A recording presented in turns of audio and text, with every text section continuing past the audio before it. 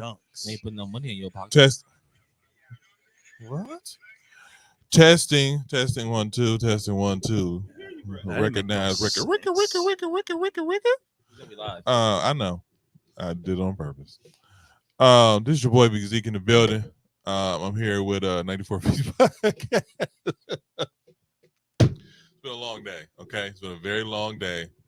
It's been a long day. So dark in here. I was just gonna say it's a little dark in here. A little romantic in here, ain't it, Tom? It's dark on this side, but for them, it's like bright. All right, whatever. Hey, whatever. It's been a long day. All right. Okay, it is. I appreciate that. Love in streets. Let's do this right. Ladies and gentlemen, boys and girls, cats and dogs. It's your boy Big Zeke in the building. It is 94 Feet Podcast. Hey. I'm here with my brother Dre. Hey. Y'all didn't get go ahead, Dre. Go ahead. Dude just tried to call himself David Ruffin. I know he did. Saying, like, y'all hey, man. just went with it. Y'all just can't. You know, this is the problem with the podcast now. No. Everybody want to be David Ruffin. Everybody ain't got to be David Ruffin. Everybody can just be blue. Somebody can be blue. Blue was cool too. And the beat goes on. No, I'm not blue. What's good, everybody? I'm David Ruffin. You know what happened to David, right? He had to lead the group. He got voted off the island. He got voted off the island. And everybody come to see you, Otis. And he died. He had to lead the group. And he died of a cocaine overdose in a parking lot. So if you want to be David, he went out with a bang. So he went out with a bang. No, what's good, everybody? What's good? What's good? Always a pleasure to be before the fans, the basketball nation. Can you say what's up? What's good people? How you doing? It's another day. All right. How you doing today? How's it going? Hey, I'm great, man. Hey, life is good, man. Life is good, huh? No, it's always good. This is it's always good. This is the last episode of the season finale per se. Season 4. Season 4. It's gonna go out with a bang. Is it? It is going out with a bang. Free agent started early. It did. Starts in 8 minutes to be exact. Yeah, it starts early. So this is going to be a long, lengthy episode. Please sit with us. If you're a basketball fan, you should want to sit with us anyway because we got some stuff. And well, breaking news already. Are we not letting me ask permission, David? Can we do that, David? No, not yet. I'll get there. We just got breaking news across my thing. Can I break it? Oh my God, you are David Ruffin. It's not even that serious. You know, I think. It's all right. I mean, it's all right. The news is all right. Your breaking news might not be the one I'm referring to. Well, okay, Dre. Was you want to break it so bad? No, you break it first. We got the same apps. Well, you want to break it first. You break it first because it's catching up. Because it might be different. What's the first one you're breaking? My breaking. I have a couple breaking news. Well, go ahead. You know, me and Woj, we talk. I heard. I got Chris Paul getting waived by the Golden State Warriors. That is phenomenal, and you know why that is. That's not phenomenal. You know why that is. That's a bad move. They're about to put all that money into Paul George. No, you better believe it. No, you better believe it. No, they're not. Well, then here's the other. Then the other breaking news is that James Harden just signed a 2-year deal for $70 million. Now that's a little bit more. Ooh, okay. That's a little bit more. Ooh, okay. I am still surprised that he's taking discounts, man. Who? James Harden. What do you mean he's taking discounts? That's only $35 million a year. I'm sorry. Is he worth more?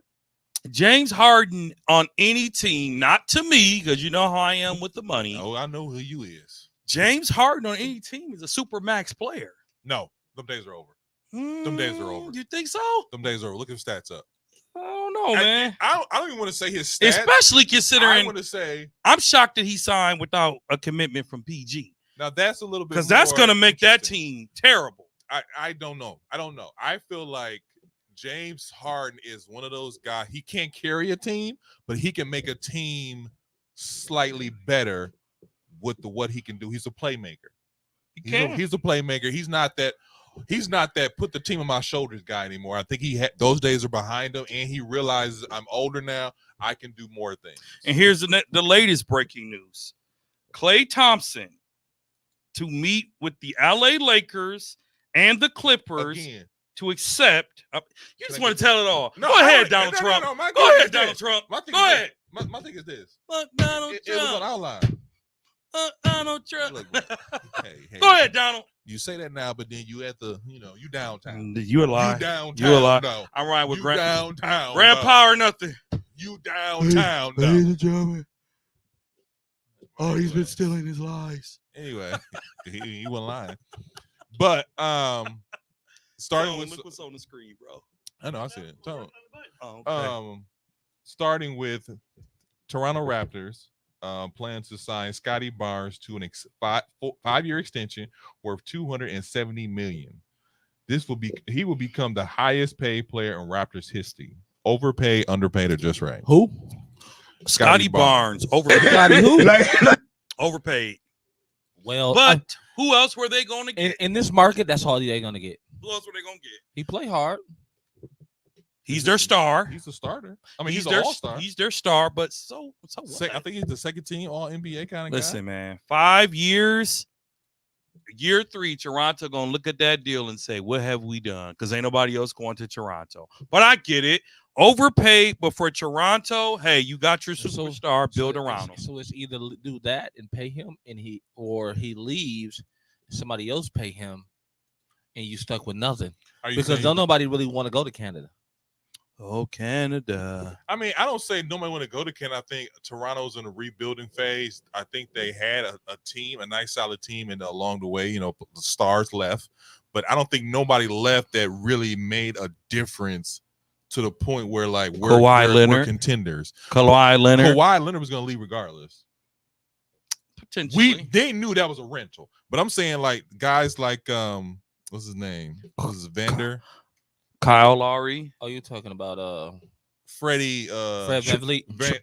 Freddie VanVleet. But what I'm saying is, I'm just talking about since their championship, that we already knew that once Kawhi left, that team slowly but surely started to fall in ranks.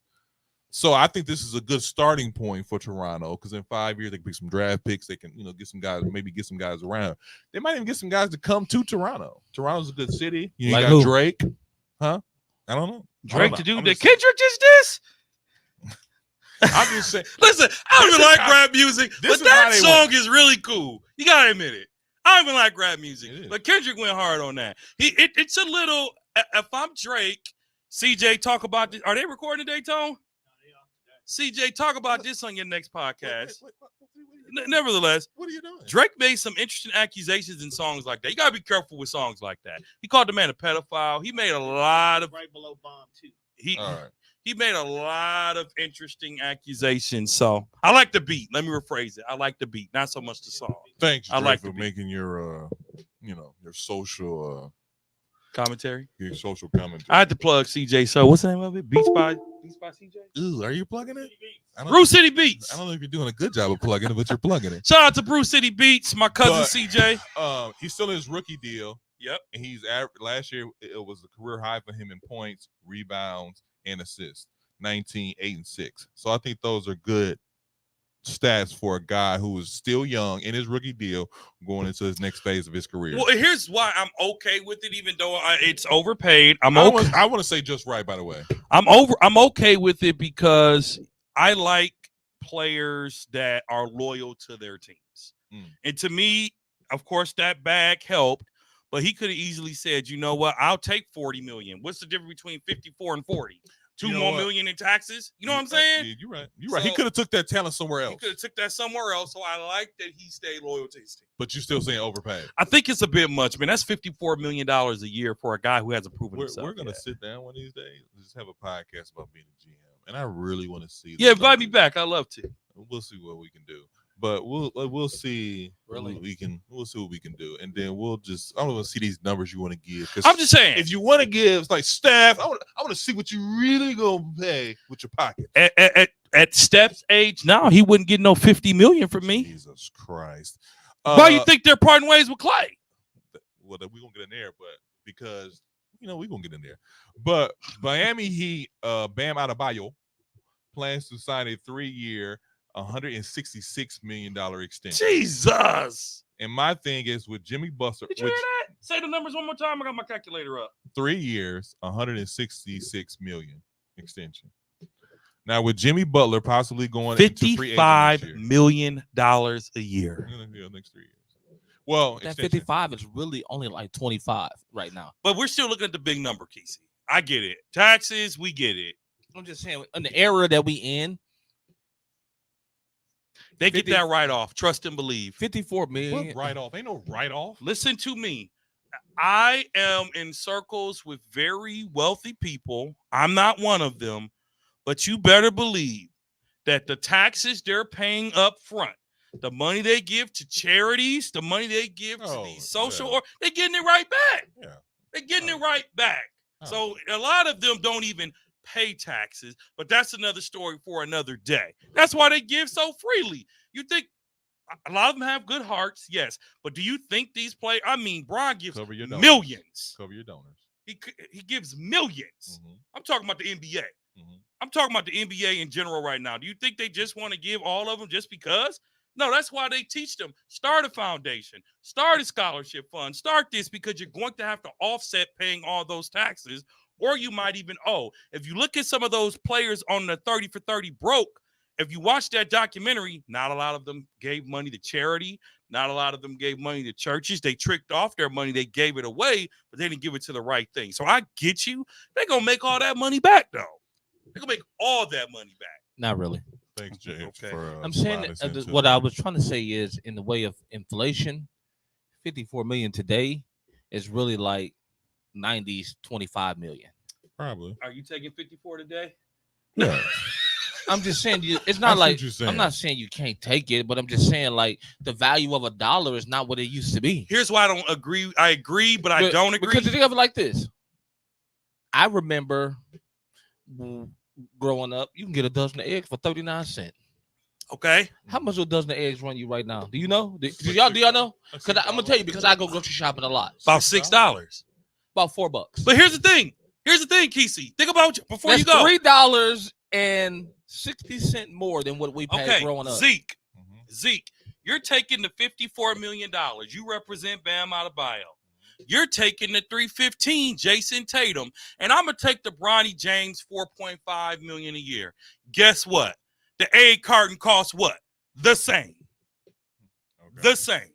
So your 54, your 25, my 4, the egg carton costs the same. Okay. Obviously, if you're in California, your gas probably a little more. But what I'm saying is, even like you said, Bronny coming in on that 4 point whatever. Rookies wasn't getting that back then. That value of 4.0 was really only like, what was the minimum back then? 450,000. 450 something, yeah, right? Yeah. But Kesey, what I'm saying is everything costs more. Don't undervalue a $55 million contract to say only 25, because that's still life changing. I'm not saying it's not life changing. I'm just saying everybody looking at the number nowadays that, like, man, Miami, Florida doesn't even have taxes. Florida doesn't even have taxes. I remember Jordan getting his contract, and he was making what, 20-something million? 30 million his last 3 years. He had 30, 35, and 40. I mean, obvious. And we thought that was outrageous. That's the obvious thing here is the money situation. I'm looking at this from a basketball perspective. Mm-hmm. You mind can we do that? You mind? Do you mind? Do you mind? David Ruffin. I ain't a David Ruffin. I'm just like, we already know basketball players get paid crazy amounts. You talk to an NFL player, you like, how much you get paid? 160. I couldn't see 166 million if I wanted to. But they got a better chance of making a roster than the NBA. Who? NFL players. No, they don't. It's harder. It's harder.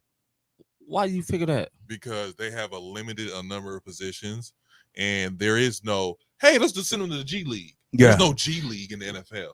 If you're talking about talking about the UFL, you're talking about the Canadian, they're getting paid. No, because they have practice. Our salary. Right. They're getting paid our salary so to play football. They have practice squads of players who practice. And they're getting paid our salary. They're getting paid minimum. They ain't getting paid that 25. I'm just saying, you said ain't no G League. There are practice squads in the NFL. You're right. NBA, they have the G League. The NFL can't afford to have a whole nother league. There are other leagues, but they're getting paid the bare minimum. Bones. But my whole thing is there's like 88 spots on Breaking the NFL news. team. The Golden State Warriors are working on a sign and trade for Klay Thompson. I'm just saying, man. If I ever get to the basketball stuff, y'all, we want to win a whole financial raid. That's part of basketball. Is it? What are you tracking this at? He just getting notifications from ESPN, I'm getting Bleacher Report and Woj on Twitter. But my question was, You don't got Bleacher Report? Yeah, I got Bleacher Report. I'm talking to Mr. Davis here. With Jimmy Butler possibly going to free agency next year. Smart.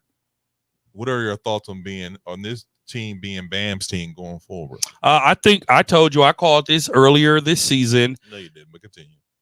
I did call it if you let me finish, David. You called what? That Jimmy's final days with the Miami Heat. Oh, because what he said off season? Yeah, and I think this is for Miami to position a trade. Is this better though? I don't know that Jimmy shows up mostly when it counts. Mm-hmm. Bam, I have not seen him show up when it counts, but Bam is one of the few solid big men in the game. Again, you ask me, everybody's overpaid. But if I'm Miami, you did a good job locking him up. Jimmy not signing an extension is smart for business because he can get a bigger one next year.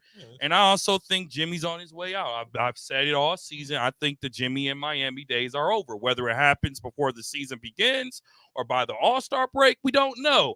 But this is the last hurrah for Jimmy Butler and the Miami Heat. I feel like this team with being Bam, like being the guy, if you can surround Bam with some good solid players, maybe another all-star. I don't want to say all NBA, but maybe an all-star caliber player.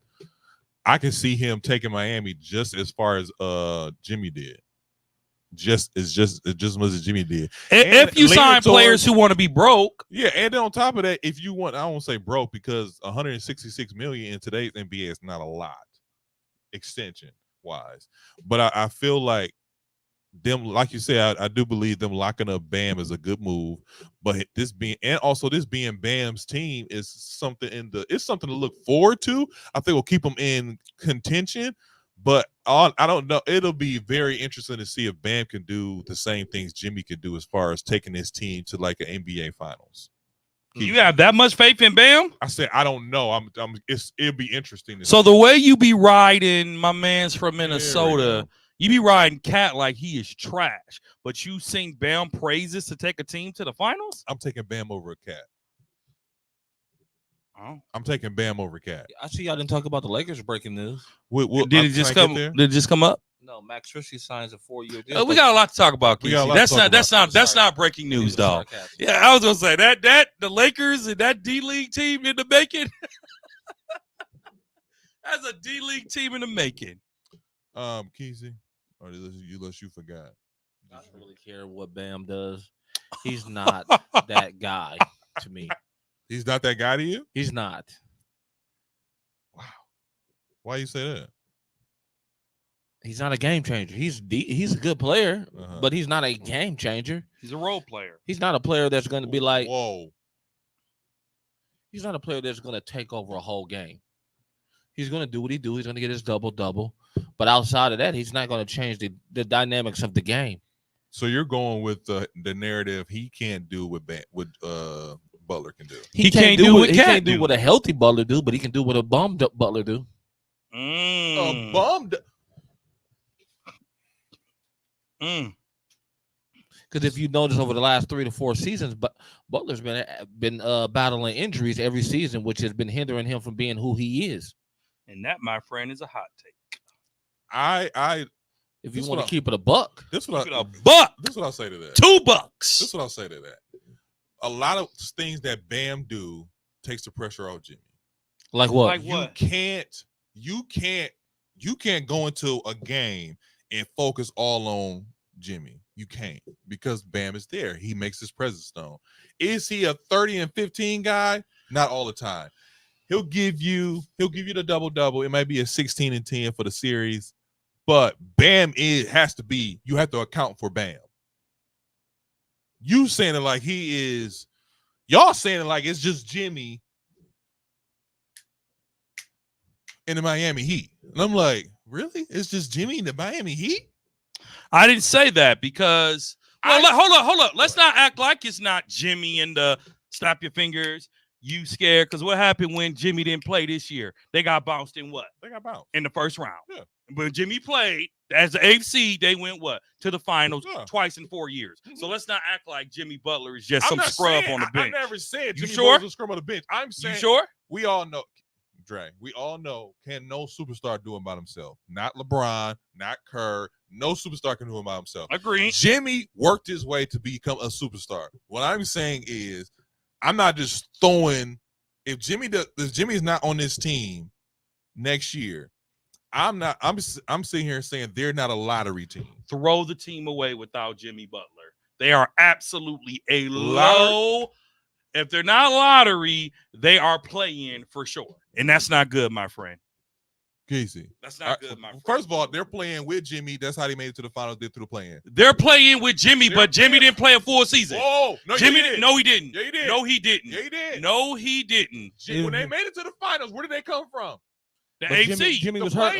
But Jimmy was hurt all season. They came That's from what I the just play-in. said. Jimmy was hurt all season. Just said he did not play the whole season. Did y'all not hear what I just said a few minutes ago? He's been battling injuries all. I co-sign with you, bro. What you saying? I co-sign with you. Are you saying the same thing? Are you saying without Jimmy Butler, this Miami's team, as constructed, is a playing team? Not even a playing team, a lottery team. Barbecue chicken. Yep. Barbecue chicken. Wow. No faith. Wow. All right, we'll leave it at that. It's like the Bucks with Giannis. KCP is expected to decline his $15.4 million option to become a free agent this year. Do you expect him to re-sign with Denver or to take his talent elsewhere? Big mistake. And what do I knew he was going to do this, but this one will go you first. What does the Nuggets look like without KCP? I think the Nuggets look fine. KCP, to me, this is a great case of overestimating your value. KCP got lucky to join Denver. He was, I'm not going to say a vital part to the championship run. He was not a vital part. He was a part. He was a part. A vital part means, listen, if we don't have certain vitals working, we no good. Denver could have found someone else to get that 10 and 8 that he provided. Okay. Could they not? I think I put KCP in a category of 6-man / could be a starter. To me, KCP is a poor man's Bobby Portis. I think KCP is a better man than Malik Beasley. Okay, he I could can be, give you that. If he was on the Bucks team, if he was on the Bucks team, I think he's one of the few still 3-and-D guys, and we could be like, oh, we're going to the finals. For $15 million, yes, but not 20, 25, and 30. 18. How many? 18. See, now we're getting ticky-tack. No, because now that's pennies. That's pennies. 15 and 18 is it's pennies. A big difference. 25 and 55, that's a big difference. If you sign him for 4 years, let's say you sign him for 4 years, you give him the 18. You'd be like, all right. If anything, if you sign him for 4 years, give him 20. If anything, I would sign him. Maybe I'll give him an extra year. Keep it at $15 million. Mm-hmm. So maybe give him 10, 20, 30, 40. Give him 4 years, $60 million. Give him an extra year. Because if you look at it, as the players are getting older, they're not necessarily chasing the money per year. They just want the extra time. Yeah. That's why Chris Paul reconstructed his contract in Phoenix. He wanted the extra time. That's why Bad Knees Chris Middleton reconstructed and took less, because he wanted more time. Because now you can make my money stretch. So if KCP, Caldwell Pope, opts out and he wants more money, I think he just overestimated his value. If he opted out to restructure a new deal to add more years, I think that's smart, because now you're guaranteeing your longevity. Because we have to remember, the NBA is guaranteed money. Yeah. Even if waived, you getting paid. Yeah. You ain't getting paid as much, but you're getting that check until a team re-signs you, right? Yeah. So it's a smart business decision if he's waived, or if he opted into free agent to reconstruct a longer deal. But if he thinking 25, 30 million. Do you think he'll do that? Just stay with Denver. Do you think he'll do that? Stay with Denver. Denver is still a contending team, in my opinion, and I think he will, because think about it. When he was at the Lakers, he was an afterthought. He was not good playing with LeBron. It happens when you play with LeBron. It does for some. For some. He was not an afterthought. Yeah, he was. The problem is, LA is a different type of monster in itself. I give you that. Just think about it like that. Like the lights in LA is always. I don't like that excuse. No, whether it's Kobe, whether it's LeBron, whether it's Shaq Diesel, whether it was Kareem, whether it was Magic, the lights have always been at a different light than any other arena. What's the saying go? The rise to the top. Yeah, but everybody doesn't perform that way. Think about Julius Randle. LA, he looked like a bum. Well, I think they gave up on him too quick. He went to New York. They gave up on him too quick. No, they didn't give up to him on quick. Everybody can't stand the limelight that comes with playing in LA. So you sent him to New York where the limelight is just as big. It's big, but New York stank. New York been stinking for a few years. So you know what I mean? You get what I'm saying? I do. So he didn't have a lot to go against. When you step in the LA uniform, automatically it's automatic championship goals. And that's not on every team that you step on. It's championship goals automatically. But when you go to LA, it's automatic. What you gonna do to contribute to us getting this ring? Before you say, but we draft really quickly. You sure you're not an LA fan? Yeah, he is. No, it's not about being an LA fan. It's about knowing what it is. Hey, I just asked a question. Anyway, said it. No, why are you looking at me? You snapping, looking on me. I'm not snapping. I'm just saying. Okay, so my question for you, same question for you. I was looking at him the whole time. I just happened to glance. No, you looking at me snapping. I'm like, whoa. Do you feel like he'll re-sign with Denver? And what does Denver look like without KCP? I think Denver days are over. They had their window, and now that window has closed. After 1 year? Because Joker, he ain't that dude who really loves the game like that to bring them back to me. He's three-time MVP, Keith. I get that, but at the end of the day, he doesn't love the game like some of the other players do. He doesn't love the game, but it doesn't take away from his performance. We shall see. We shall see. He already won a championship, and to come back and get beat the way they got beat by somebody who wasn't expected to beat them, or they didn't expect. They didn't expect them to beat them. Let's not act like Denver didn't come back and win 3 in a row. I was gonna say they did take them to 7. They took them to 7. It doesn't. At the end of the day, they lost, right? Yeah. It wasn't. They didn't expect Minnesota to beat them. Nobody did. That's what it all boils down to. Minnesota was a better team than people thought. Can everybody handle that? I think Denver can. Getting beat after your championship run is tough. Look at the Bucks. But repeating is tougher. Have we recovered from it? And no. We won't. Okay. And we won't. Think about the Lakers. When the Lakers won their bubble championship, had they recovered from it? That's a bad example. But bad example, Casey. Come on. I'll let it ride. Come on, Casey. Golden State Warriors, that last championship they got. Have they recovered from it? They have not. Because they got lucky. It's hard to recover.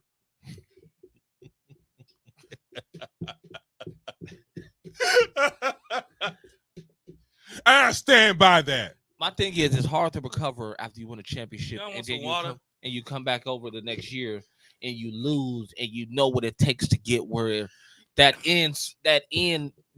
So you're ends. talking about Denver overall. Denver overall. I feel like I think the players are done with that environment. Some players are ready to get paid. You know what I'm saying? A lot of them took some pay cuts to stay in Denver. The only person who left during that championship run to go get paid was who? Bruce Brown. Who put on the biggest show for them during that period, during that playoff, that final? I think Kawhi Leonard. I'm saying no. I think Bruce. No, he asked a question about them being traded. So Kawhi Leonard, you talking about Bruce Brown and Kawhi Leonard, right? No. What are you talking about? Bruce Brown when he was with Denver when he left in free agency because they won the championship. You're right. I apologize. But here's my thing. Yeah, I don't know what that's about. My thing. Paul George has agreed to a. No, I'm just kidding. My thing is this. I don't know what this brother talking about. My thing is this. I be honest with you. I think he will re-sign with Denver, but I also for a longer deal, right? Maybe a longer deal. But I feel like without KCP, Denver is different, way different, and I feel like it kind of takes them further out of contention unless they find somebody to replace him. You have a lot of faith in these role players. I have a lot of faith in because I know in today's NBA you can't just have Steph Curry on your team and win a championship. Okay. So you like the Bucks draft pick too, didn't you? No, I don't. No, what I'm saying is this: you can't just. It's been proven time and time again, you can't just sit here and have a superstar on your team. Oh, we know and that. be automatically. We know that. So it's not just like let's have a LeBron James, Steph Curry conversation, and after that, there's no point in talking about it. These guys like KCP, guys like Malik Monk, guys like Scotty Barnes, Bam Adebayo. You have to have them on your team. We're not saying that. We're not saying that. So what I'm saying is, when you talk about KCP, you take to me. I'll just say it to me. To me, KCP was a big part of their championship run. Because to me, Bruce Brown overestimated his value. Then on top of that, the things he can't do that on another team and think he's going to have the same results. I think that's what he found out in going into free agency last year. When I think he got drafted by Indiana and they traded him to Toronto. Now he's down in Toronto just playing out his contract. You said drafted. Well, I'm not drafted. But that's what players do after that second or third team. Look at what's our boy named PJ Tucker. PJ Tucker. He picked up his option, and I don't blame him to get that $11 million and sit on the bench. Yeah, but to come to find out, Bucks didn't offer him nothing. If he didn't offer him something, he'd have stayed. Yeah, well, because the Bucks they were trying to pay. They had to pay Brooke. They had to pay Chris. They had to pay Drew. Let's see how that planned out. So it's hard to. I told you it's hard to get back because everybody wants their cash, man. It is hard. And just like KCP, Denver's looking at it. You got to look at it like this. Denver's looking at it like this. They got to pay. You're a year older. You got to pay. Can I help you? Can I do a Yeah. point? They got to pay Jamal Murray. You were hurt most of the playoffs. Joker's eligible for a super max next year. This is the NBA. Not like we can't go over the tag. The younger players are ready for their extensions now. Where's the money going to come from? I don't know. And you have to remember, I know you don't want to hear this, but Luka hasn't signed anything because they're linking him to Denver. So if they're opening up door, listen, man, anything is possible in this buddy NBA. Luka. Okay. You think he'll go there? What? No. If Luka just lost a championship, but they would have to give up Murray. Why? And you Porter. wouldn't give up Murray for Luka? Not no Murray and Porter, because you're gonna have to give up double.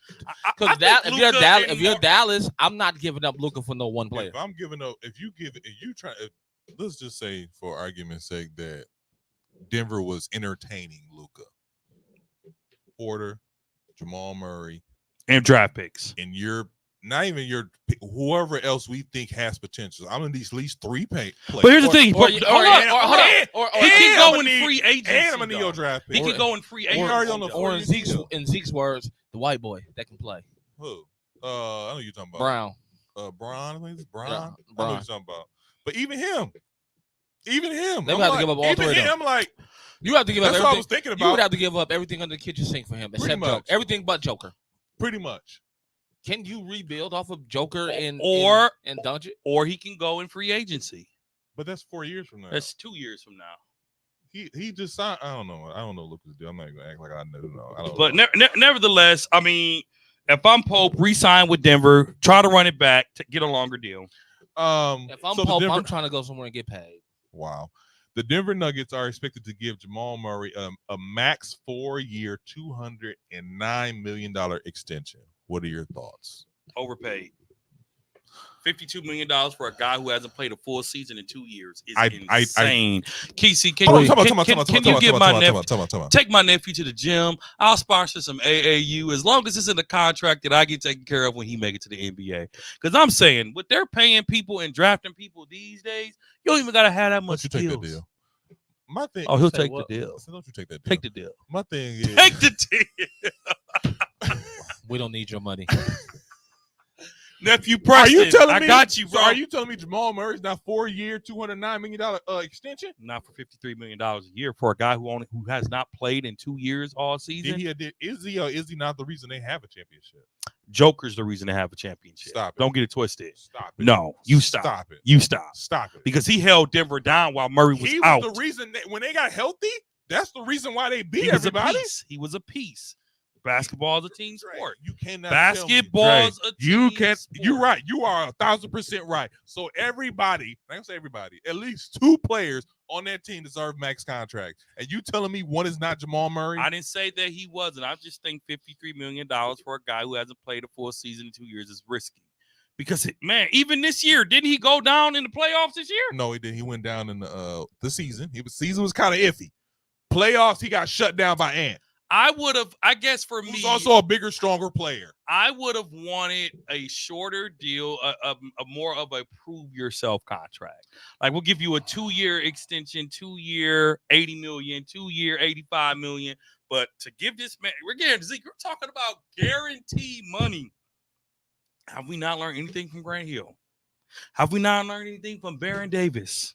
Do you not reward players for playing good? For delivering you a championship. Last year, just said they might not never make it there again. Listen, $53 million a year for a player who hasn't played a full season in 2 years is a bit much. That's all I'm saying. Keezy. That's all I'm saying. What are your thoughts on this extension for Jamal Murray? I mean, I don't think it really matters anymore. Why you think? Why you say that? Because man, it's just like he's not playing with LeBron James. The money can't be calculated no more because the deals with these networks are so high now. Real quick, Kesey, I'm sorry. The Golden State Warriors declined a trade that would have sent Andrew Wiggins and CP3 to the Bulls for Zach LaVine. It just broke. I know, you just want all the good moments. Not all the good moments, but there's nothing there to really talk about. That's a lot. We're just breaking the news as it comes, man. Go ahead, Kesey. Go ahead, bro. Kesey, are you a Jamal Murray fan, bro? Like, do you think that he's really worth that $53 million deal a year? Like I said earlier, it's just gonna be about. Is this gonna be about the money? The values that we looking at, you looking at it like it's a lot of money, but it's really not because it's a lot that goes into being an NBA player. I'm aware. Where that money has to be stretched out, and nowadays everything costs more. So what the? I'm sorry. Go ahead. Yes, please. I'm sorry. So $54 million. My thing is, look at it like this. All right, since you just want to talk basketball, who you going to get to replace Murray? Tell me one player that you're going to get to replace him. D'Lo?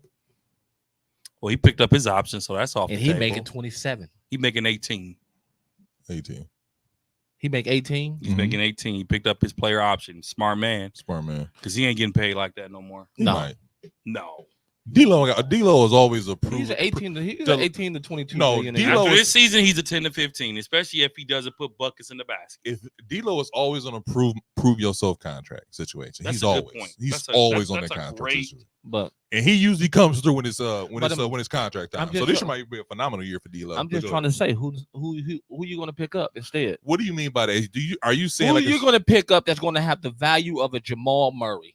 Why would I have to pick him up when he's already on the teams? I'd have to extend him. I'm just making your point.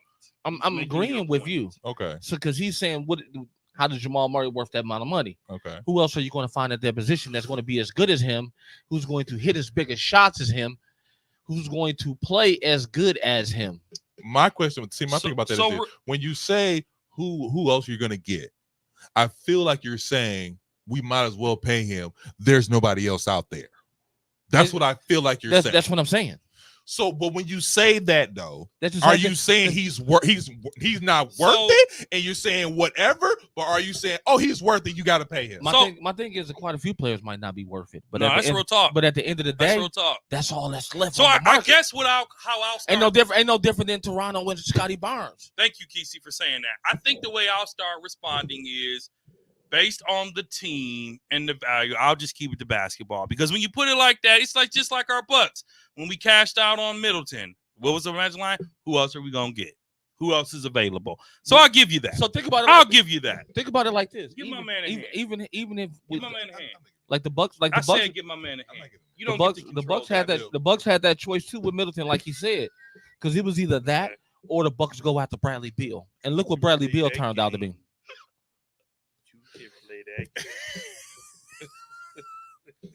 See how your boy did? Hey, Dre, fine. Like, see, I'm trying to show you love, and your future partner here ain't doing nothing. But here, just for context, and this helped me a bit. Like, I'm gonna just keep it a buck. This helped me a bit. The Golden State Warriors are worth $7.7 billion. All right, go ahead. Can I just finish? Go ahead, please. Go. This year, they made $800 million in revenue.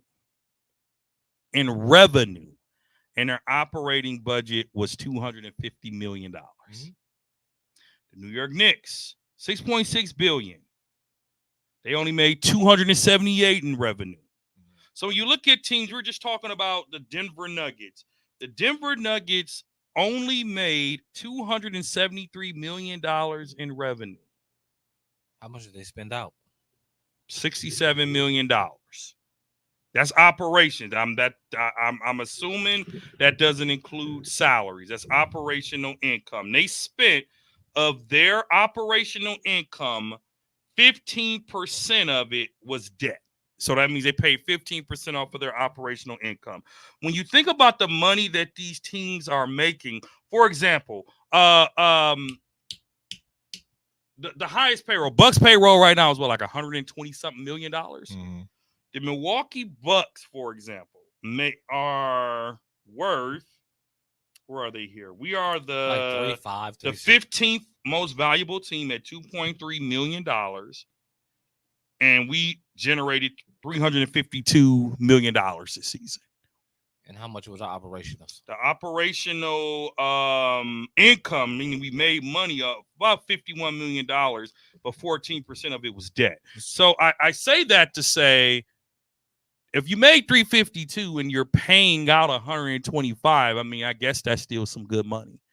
So perhaps these players are underpaid by looking at all the money that these owners and these teams are making. Dre. What? Dre. You of all people. What? Of all people. I'm not gonna get into your business, but you have a team, correct? I do. So if one of your people came to you and said, "Hey man, y'all pulling in this, y'all doing this, why I ain't got no raise yet?" What you gonna say to him? We nonprofit. Go work somewhere else. Hey, but you gonna look at him crazy, correct? I'm not gonna look at him crazy. You're gonna look at him crazy. No, I'm going to remind them of what their value is to this organization, but what we can and cannot do. Basketball's the same way. Because here's the thing: not every team want to pay that luxury tax. What does a team like Detroit look like? Considering they was the worst team in the NBA this year. But you have to remember, the TV deals still help them make money. I know. That's what I'm just saying. I'm just asking. The Detroit Pistons. Just thinking about it, like what is a team like Detroit? Somebody who really. So I'll give you this. The bottom five, Orlando Magics, are worth $1.8 billion, made $272 in revenue. The Indiana Pacers are worth $1.8 billion, made $264 in revenue. The Hornets are worth $1.7 billion, made $269. The Timberwolves are ranked 1.6, $270 million in revenue. Memphis, which this doesn't surprise me because they didn't have job play all year, but they're worth $1.6 billion, $272 million in revenue. And then the Pelicans are the least valuable team in the NBA at $1.6 billion, making $268 million in revenue. So the Detroit Pistons aren't even in the bottom five. In fact, the Detroit Pistons are worth a little more than the Milwaukee Bucks, if you can believe that, which is shocking to me. The Detroit Pistons are ranked based on this study. So before he goes into all 30 teams, Keezy, what is your reason for asking for that? I just want to know what it looks like to be the bottom and what it looks like to be at top. Okay. Because there's a lot of bottom teams in the top 15, bro. A lot of bottom teams. Washington Wizards. Wizards. I just know Brooklyn Nets. I just know Toronto Raptors are worth $4 billion. I just know that, especially because of Drake. Yeah. But my thing is with all this whole stuff and all this contract talk is, number one, this money is already set aside for, hey, this is how much we can spend in salaries. It's endowed. So it's already put out there. Okay.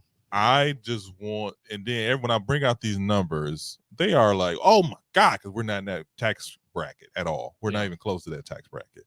So I get the whole, But like I said before, when you talk about what these guys, just taking it to basketball, when you talk about these guys and what they can do for your team, what this person value is, Murray could have set the number to, hey, I want 250 because he wasn't eligible because he didn't play a full season. So no, we couldn't have. No, we couldn't have. He's that. State the facts. Don't know because you're going on to facts now. State the facts. I didn't. First of all, that him not playing all those games is more towards his awards, his incentives, and what kind of contract. We don't know what kind of contract. He's not eligible for a supermax. They didn't offer it to him, but it's not a supermax. But this is a max though. So what I'm saying is this: if his value is what you set it at, so. On the Nuggets team, I'm second. I'm Robin to the Batman. So if I want 250 and he's supposed to get 350, I deserve the 250. Sure. So that's what I'm saying. Sure. I'm not saying that, hey, what are you paying? How much your team is worth? I'm saying as a player who is second in on this team, I deserve the 50+ million a year. Especially when I see guys like Jaylen Brown, where that situation is all up and down. They both finna rack in 300 plus. But that when they now it backed up with a championship. This man just got out of a championship in 2023. Yeah, but my thing is though, look at it like this. Like I said, go back to what I said. Like, who else are you gonna get? Ain't no different than the Bucks. They can wait it out. Ain't no different than the Bucks when they had to pay. But you can wait, and then you're gonna be battling with somebody else, or you can extend them, and then you got them. Well, December decided to do the latter. Hey, yeah. Extend them. Let's lock that down. Let's lock this down. But ain't no different than the Bucks. They took Middleton, right? At the price they took. At the time, we needed to lock them down. But we also had the option of taking who? Bradley Beal. And we made the right decision. And that's where we had to lock them down. That's where it pays off at, because it's like, who else could I get? But it was like, you know what? I could have got Bradley Beal, but then look what Bradley Beal gave Phoenix this year. I see what you're saying. Now I'll take that perspective. I just want to know where you was coming from. That's what I'm trying to say. Like, you don't know what you're going to get out of it. Mm-hmm. It's a gamble. It is a gamble. It's always a gamble. So owners are gambling every time they pick somebody. That's part of the game. That's part of the game. They understand that's why they get to make the money that they make, because it's a gamble. It is. That's true. It ain't no more than a Vegas odds. Like, that's very true. The odds is in your favor, may not be in your favor. I could get hurt. That could be end of the year. That could be the rest of your season. You never know. That's very true. Moving on. It could be the end of your career. That's true too. The Atlanta Hawks trade DeAndre Murray. DeJounte Murray. What? DeAndre. Exactly. No, I can't even get it out because DeJounte Murray. Yeah. DeJounte Murray to New Orleans Pelicans for Nance Jr. and 2 first-round picks. I thought this to who? To New Orleans Pelicans. The New Orleans Pelicans for Larry Nance Jr. Exactly. I think New Orleans and 2 are first-round picks. I don't think they're rebuilding. I think they're trying to get better. No, because they're gonna get Atlanta, or are you talking about New Orleans? New Orleans, because they're gonna get rid of Ingram. I think they're gonna use. I think they're trying to build. Okay. Let me just. They're trying to get a younger core. I'll give you that. I think that with Murray, and because they don't have a real point guard like that. They got McCollum at the point guard. He's a little older. That's what I'm saying. You got McCollum at the point guard. No, they want to take. They want to take. No, their starting point guard is somebody else. It was Calderon.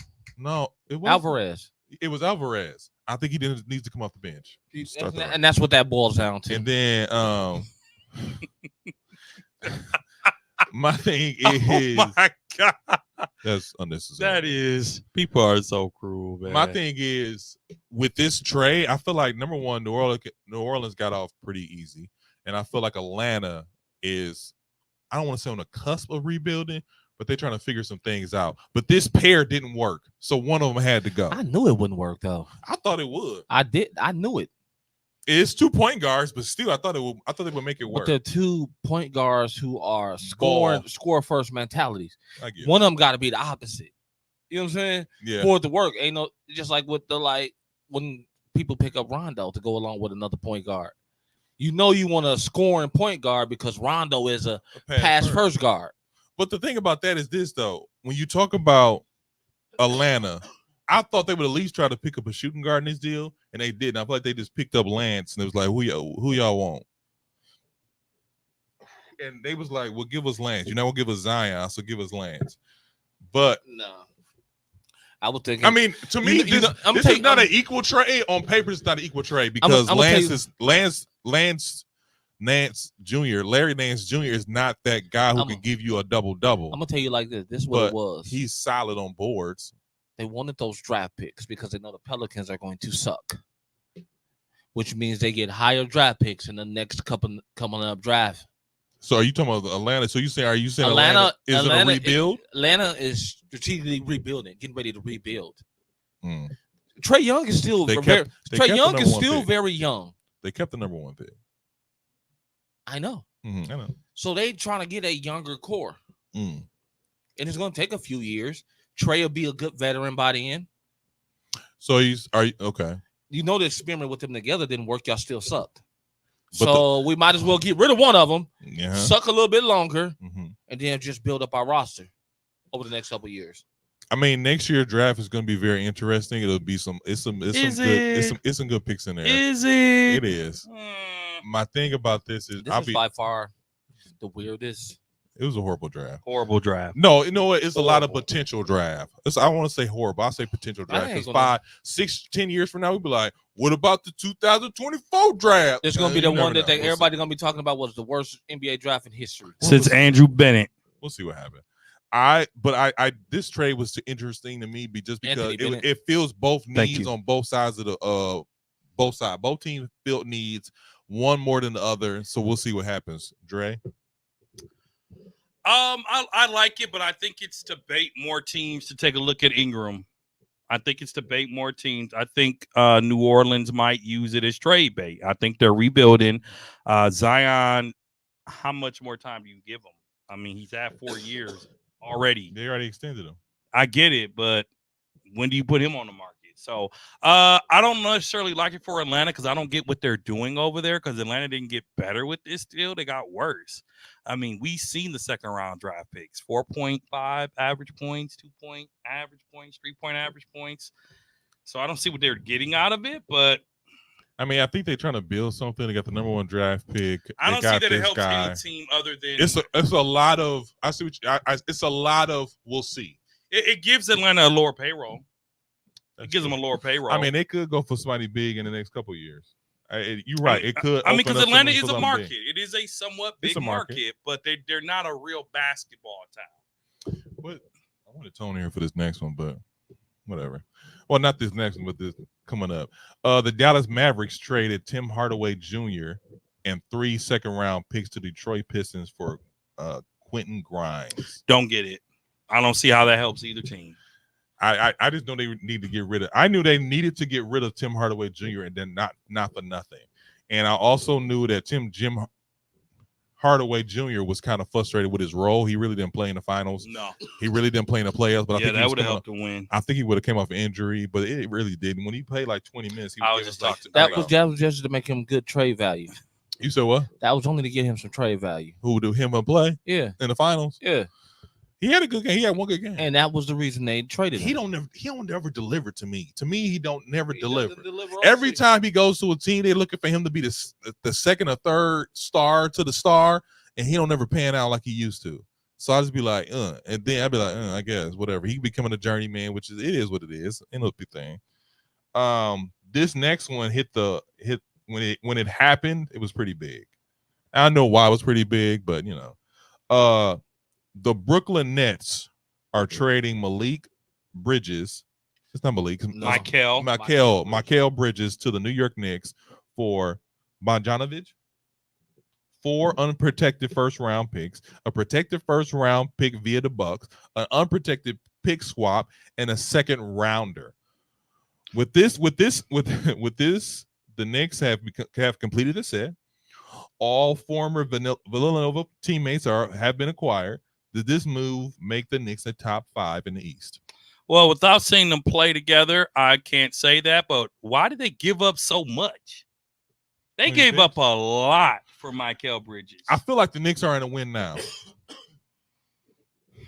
The Knicks are in a win now. Brooklyn is they're in a rebuild. They fired their coach. He's a versatile wing. He's a versatile wing. I like Michael Bridges, but for all that, well, the Bucks did it for 3-point Jay Crowder. So who? Exactly. I never want to get into that. Who? Exactly. But I didn't hear what you said. But I said I'm wondering why they're giving up all this stuff. But I think it comes back to the draft sucking. That's why they're giving up so much. Like second rounds. The last talked about second round pick was Draymond Green. I hate. Not necessarily. Ginobili is one of the great second round picks. I said the last. Oh, okay. And Draymond was the last second round pick that's talked about. Is it not? Is he not? That's all I'm saying. True. That's all I'm saying. True. But you know how I feel about Draymond. I don't like it. I do. I don't like him either. I don't like him. I don't like the way the league treats him. I don't like the way the Warriors treat him. Let me scratch that. I like the way the league treats him. I don't like the way the Warriors treat him. Well, he's going to clothesline Clay when they play their first game.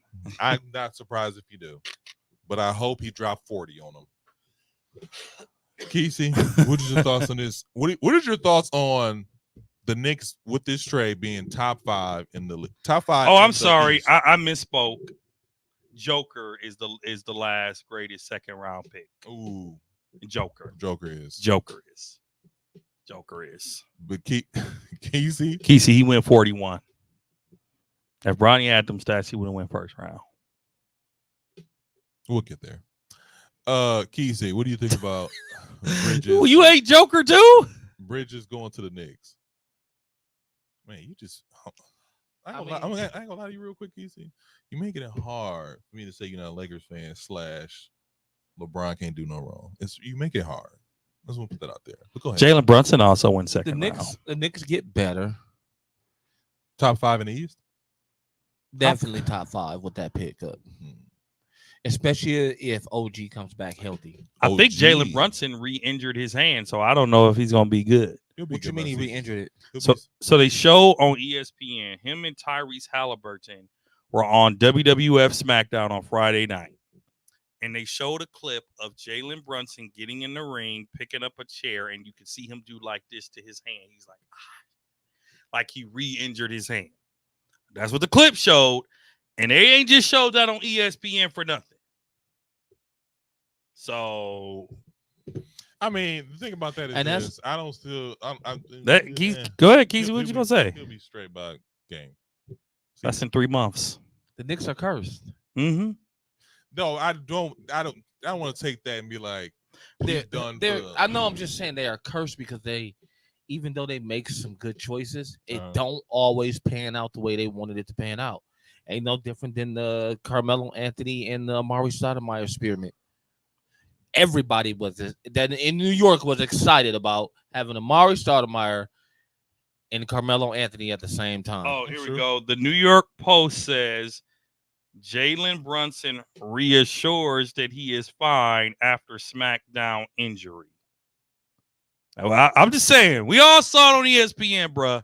And the way you was babying that hand. All I know is this is wrestling. Yeah, but injuries happen. He just hurt it though, so I mean it ain't hard. But he didn't have a cast on or anything. Is what I'm saying is he just had surgery. What I'm saying is, I see what you're saying. I like Michael with the Knicks, but make no mistakes about it. The success of the New York Knicks is on the back of Jalen Brunson. I think they didn't win that series because they don't have somebody like Michael Bridges. If they had him on the team, they win in that series. No, they're not. No, they're not. No. Yes. No. Yes. No. Why not? No. Why not? It's the Pacers' time. Because I'm gonna tell you like this: Michael Bridges is not a game changer. He's a role player. He's a nice player, but he's not a game changer. What was the Knicks' number one problem? Think about defense. What was their? No, they didn't win that. It was a bigger problem than that. What was their biggest problem? Shooting, scoring, injuries. Oh well, besides that, Bridges played 82 games. But you know what else was a problem? Consecutively. You know what else was a problem that nobody never noticed either? What?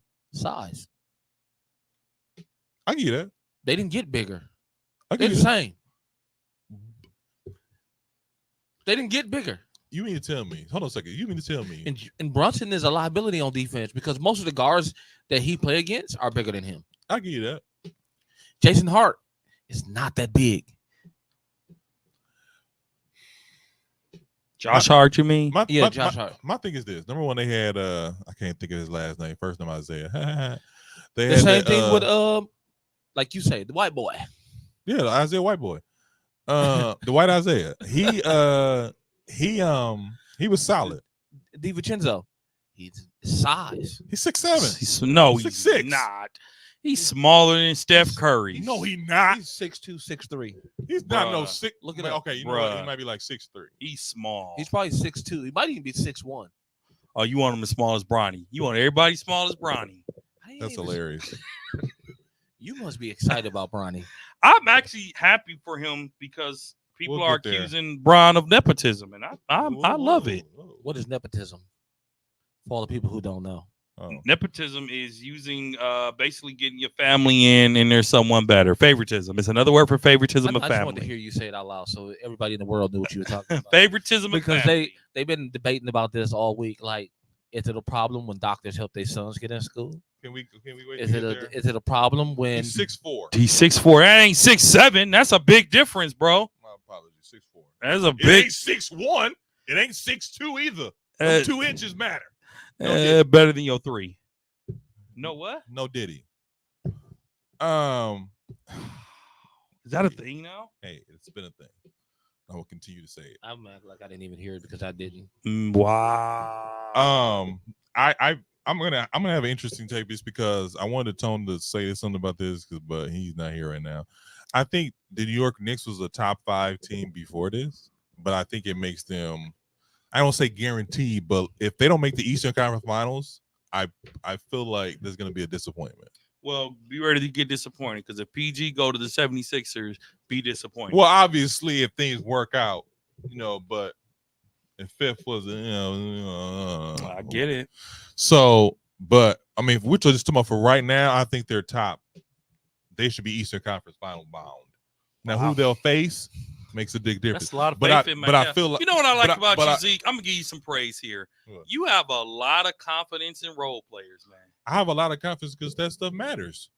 But what did I tell you was gonna happen to the Knicks? What? It was gonna get injury because they run him into the ground like he did Tom Thibodeau, like man.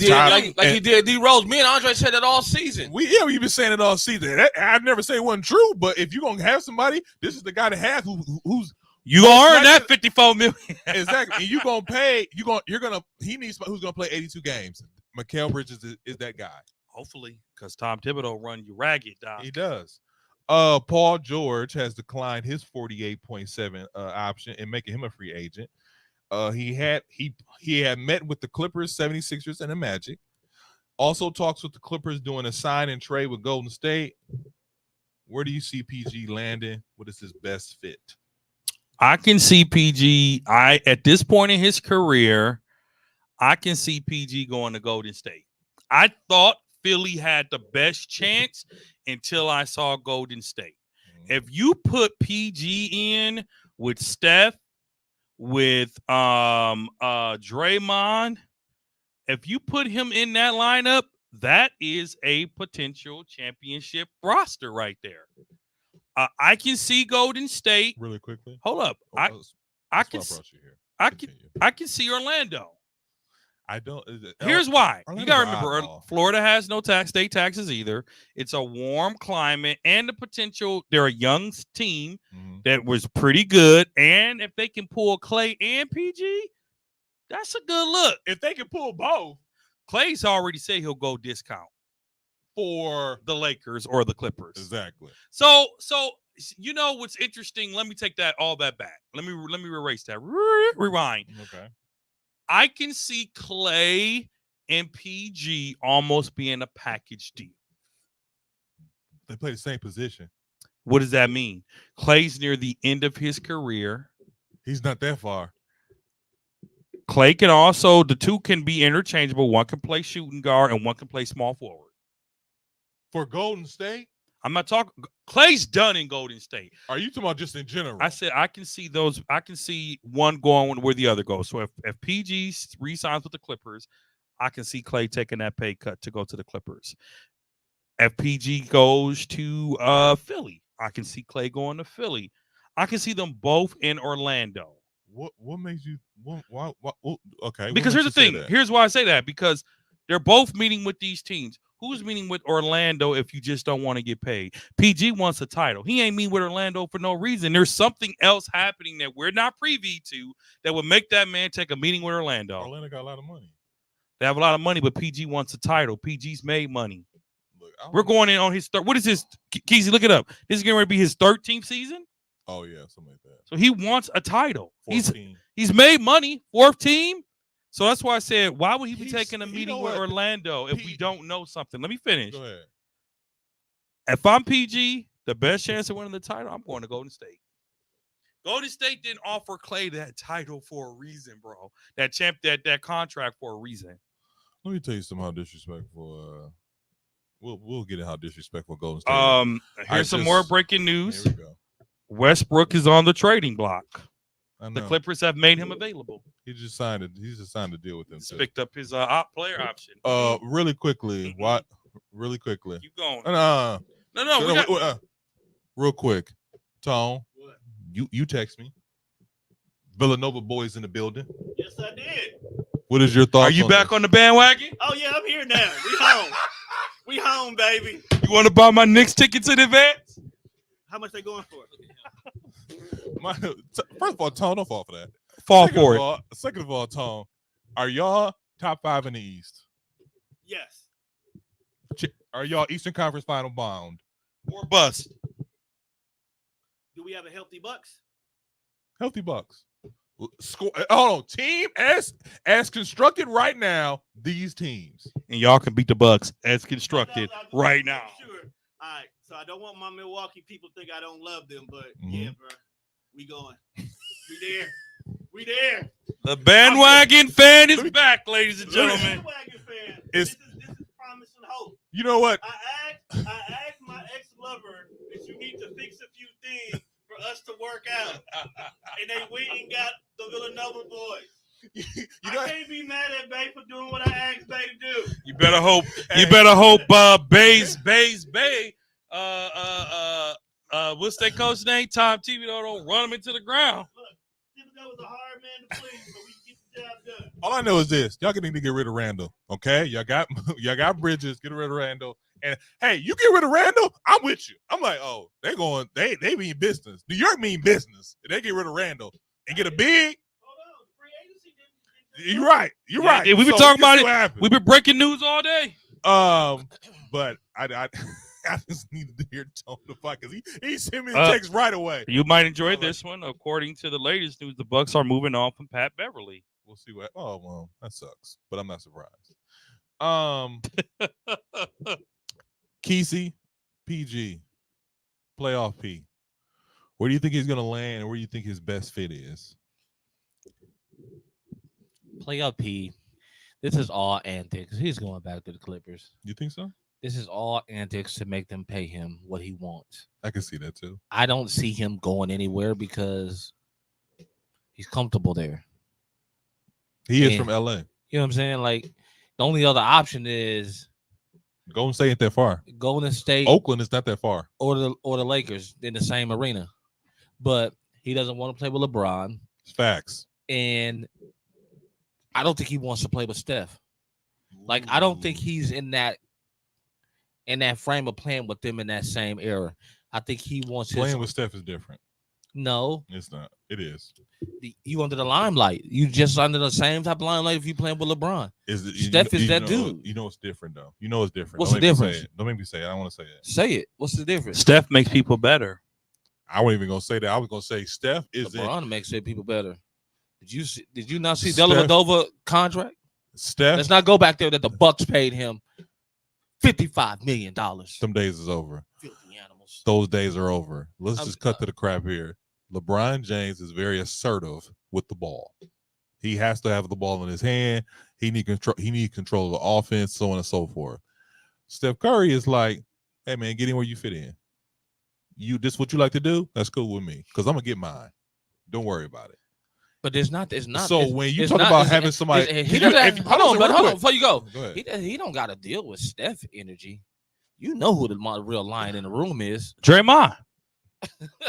Drake, he offensive. Nobody. I get it. In today's NBA, I don't see Paul George able to handle that type of offense. The way Draymond talks shit to them. I'ma just keep it a buck. He a little sensitive. He a little sensitive. He like KD. Who a little sensitive? Paul George. Paul George. Yeah, I was just gonna say. I was gonna get there. He can't handle that energy that Draymond's going to bring to him when he's messing up or when he's being playoff P. You know what the funny thing is? Here's the thing to me, and towards your point, when you get somebody like playoff P, who is a diluted version of KD, should the Bucks go after? I'm sorry. Should the Bucks go after Westbrook? No. Okay. So when someone just text watching the show and say, "What you think, Dre?" I said, "Let me ask the crew." Well, you gonna say that for Bucks talk? I'm sorry, but you need to get your shut up. You need to get it out there. Stephen B on us, Stephen B. But I feel like when you have somebody that's like a Stephen B. When you have somebody like a PG who's a little diluted version of KD. He's gonna even give him that much credit. Yeah, he'll even shrink even further when it comes to Draymond. Like KD has who you think you're talking to. I'll just leave. Like he'll leave. He'll be like, I'll leave. Like if you talk about KD as a beta, we talk about KD as a beta all the time. PG is even worse to me. He's not gonna go. I think the difference is KD, but working with Steph. I think it's a perfect. I think PG also knows he's not a star of the team anymore. He is he's cool with not being a star of the team, though. And I think that's why it would fit with Golden State. I think that's his best chance of winning the title. I mean, to answer my own question. Because he's been with the Clippers how long now? 8 seasons? Has it been that long? 7. He's been with the Clippers a long time. I don't think he's been with the Clippers that long. He's been 13 years. He's been with them like 3 or 4. Well, here's the thing. Because he's at OKC. PG, your window is closing by the minute.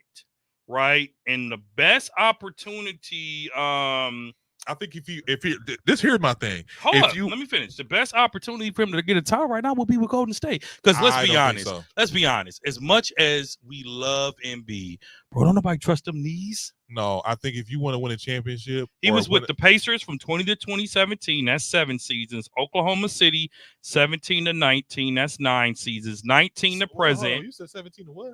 2010 to 2017 was with the Pacers. That's 7 seasons.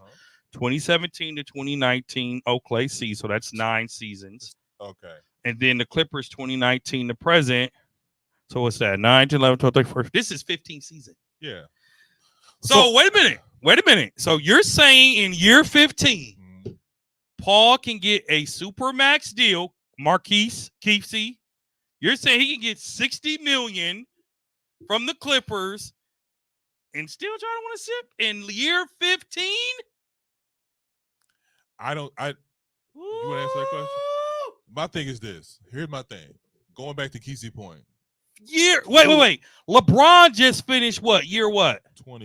Year 20. Year 20. And he's taking a pay cut to The report came out that he is willing to take a pay cut for the Lakers to sign more talent. And Clay is at the top of the list. But if they don't, guess what? How much he asking for? He's going to get $60 a year. Thank you. He's gonna get my thing is this. But he's LeBron. Hold on. George is no LeBron. Hold on a second, though.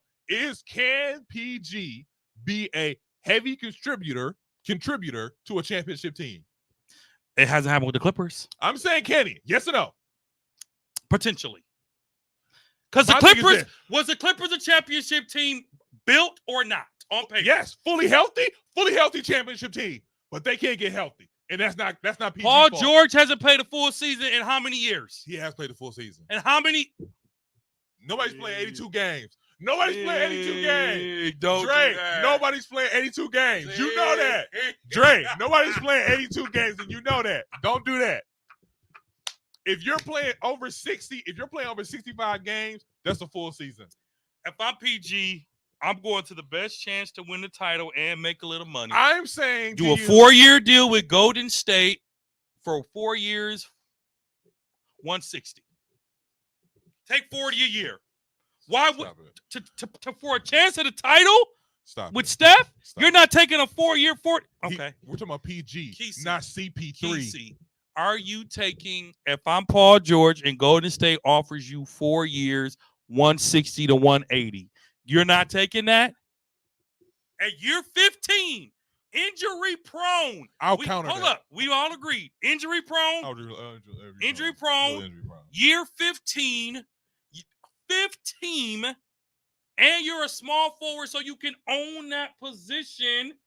We'll get there. Yeah, we'll get there, ETB. Good looking out. And you're eyeing a title. If you're PG, Mark Casey, pay attention to us. I'm listening. You are so unfocused today. No, go ahead. I'm listening. I'm a counter. Paul George, do you take that deal for $40 to $50 million a year to go to Golden State for a chance to win the title? I'll counter. 5 years. No, 4 year, 200, 220. We can negotiate that last 20. Philly.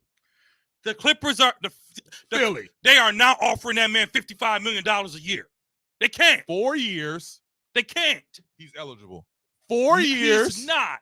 2. You're right. He can only get 4 years, but he can't get a fifth. You're 4 right. years. 220. We can negotiate the 200, 220. Philly. With no championship aspirations. That's championship aspirations. We got Maxey and you got Embiid. They're here. And PG takes the weight off Embiid, and it's you and Maxey. Okay. Who do you? Maxey gonna get you 2 games. Before you answer this, let me counter with another question. So hold up, PC. Hold on. Let me ask you this before you though. He's unrestricted, right? He is unrestricted. So let me ask you this. So it doesn't have to be a sign and trade. It does not, but it would help. It would help the Clippers. But why would any team want to help him? Let me ask you this: is he leaving the Clippers? Yes or no, Kesey? No. So then you don't even need to answer the question then, because you don't even need to answer it because you said he's re-signed with the Clippers. I just want you to know that my deal was better. He used to go about it. That's why you said that. That's why you asked that question. But to be honest, with if you had to pick, say the Clippers were off the table, whose deal are you taking? If I'm PG, I'm either taking 40 from the Warriors for 4 years, or 50 from the Sixers for 4 Oh, you gonna years. make them pay? Which team, other than money, which team gives PG seriously a better shot at the title? That's a good question. Philly. Wow. I like Steph and them. Wow. But Draymond's on his way out. Steph has lost a step or two. He ain't like the old Steph, you know what I mean? Because he pick up injuries like everybody else now.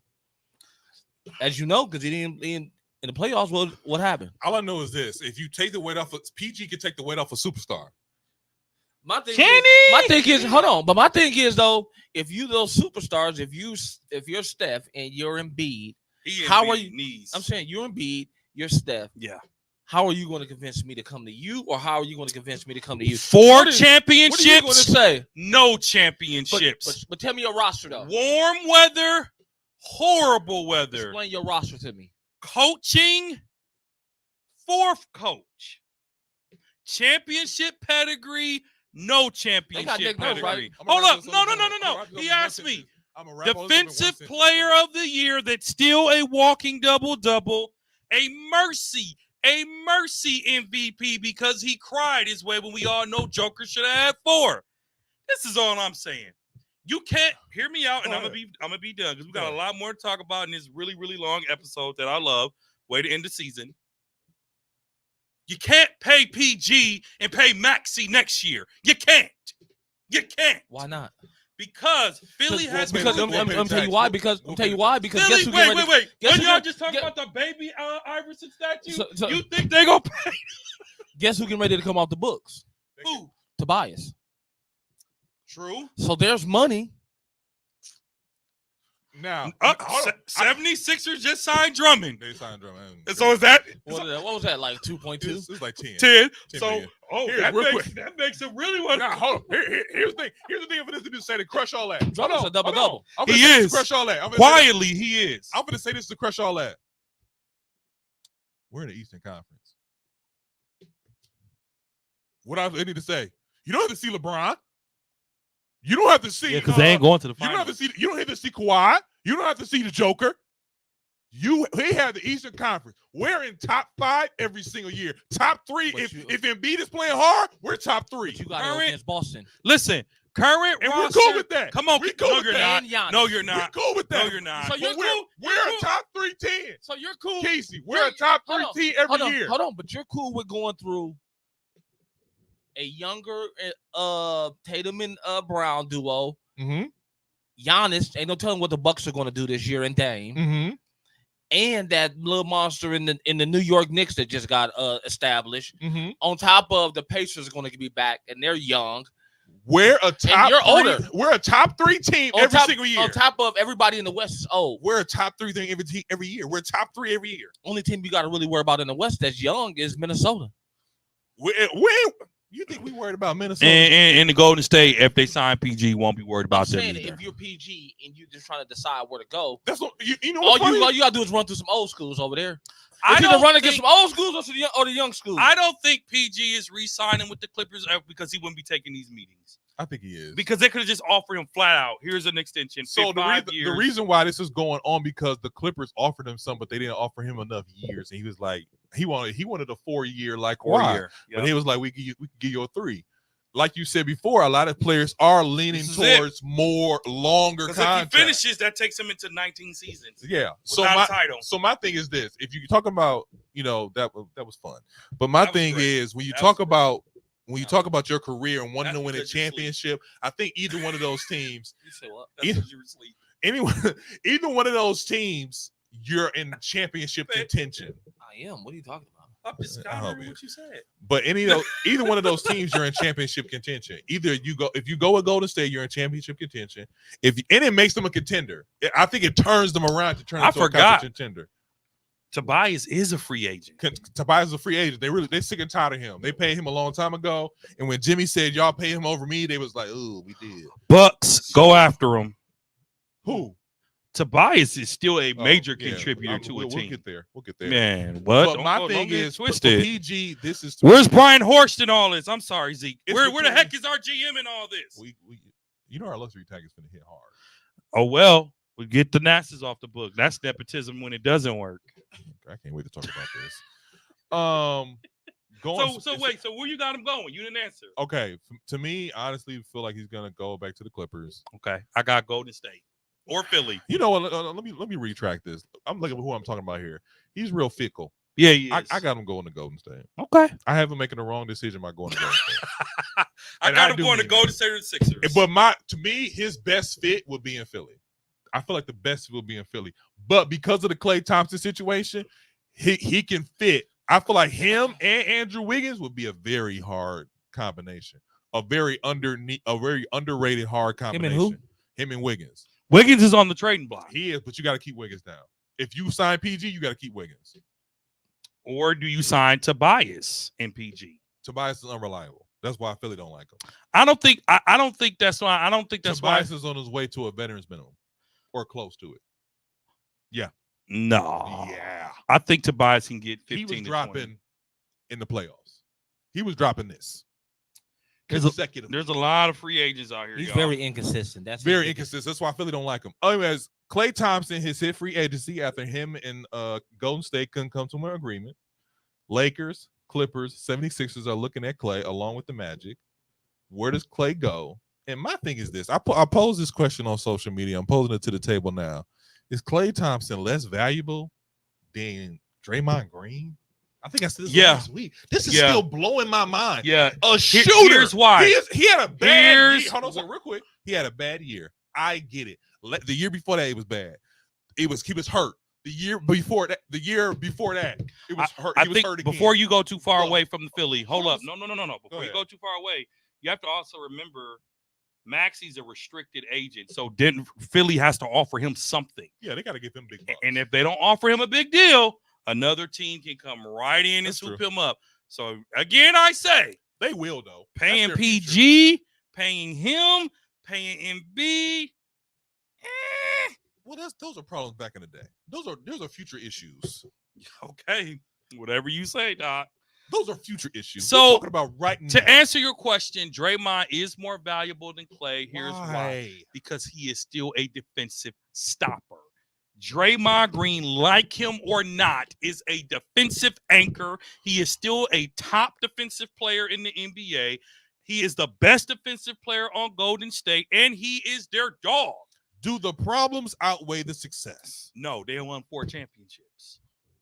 They won 4 championships. I hate when you say that because it's true. You say it like it's because of Draymond Green. You have one of the greatest Draymond shooters. Green is the heart and what of Golden State. He's the heart and soul of Golden State. I'll say it. Bottom line. He's the heart and soul. He is a defensive anchor. Hold on a second, real quick. He's 10-10. Hold on a second. Sometimes he's 10-20.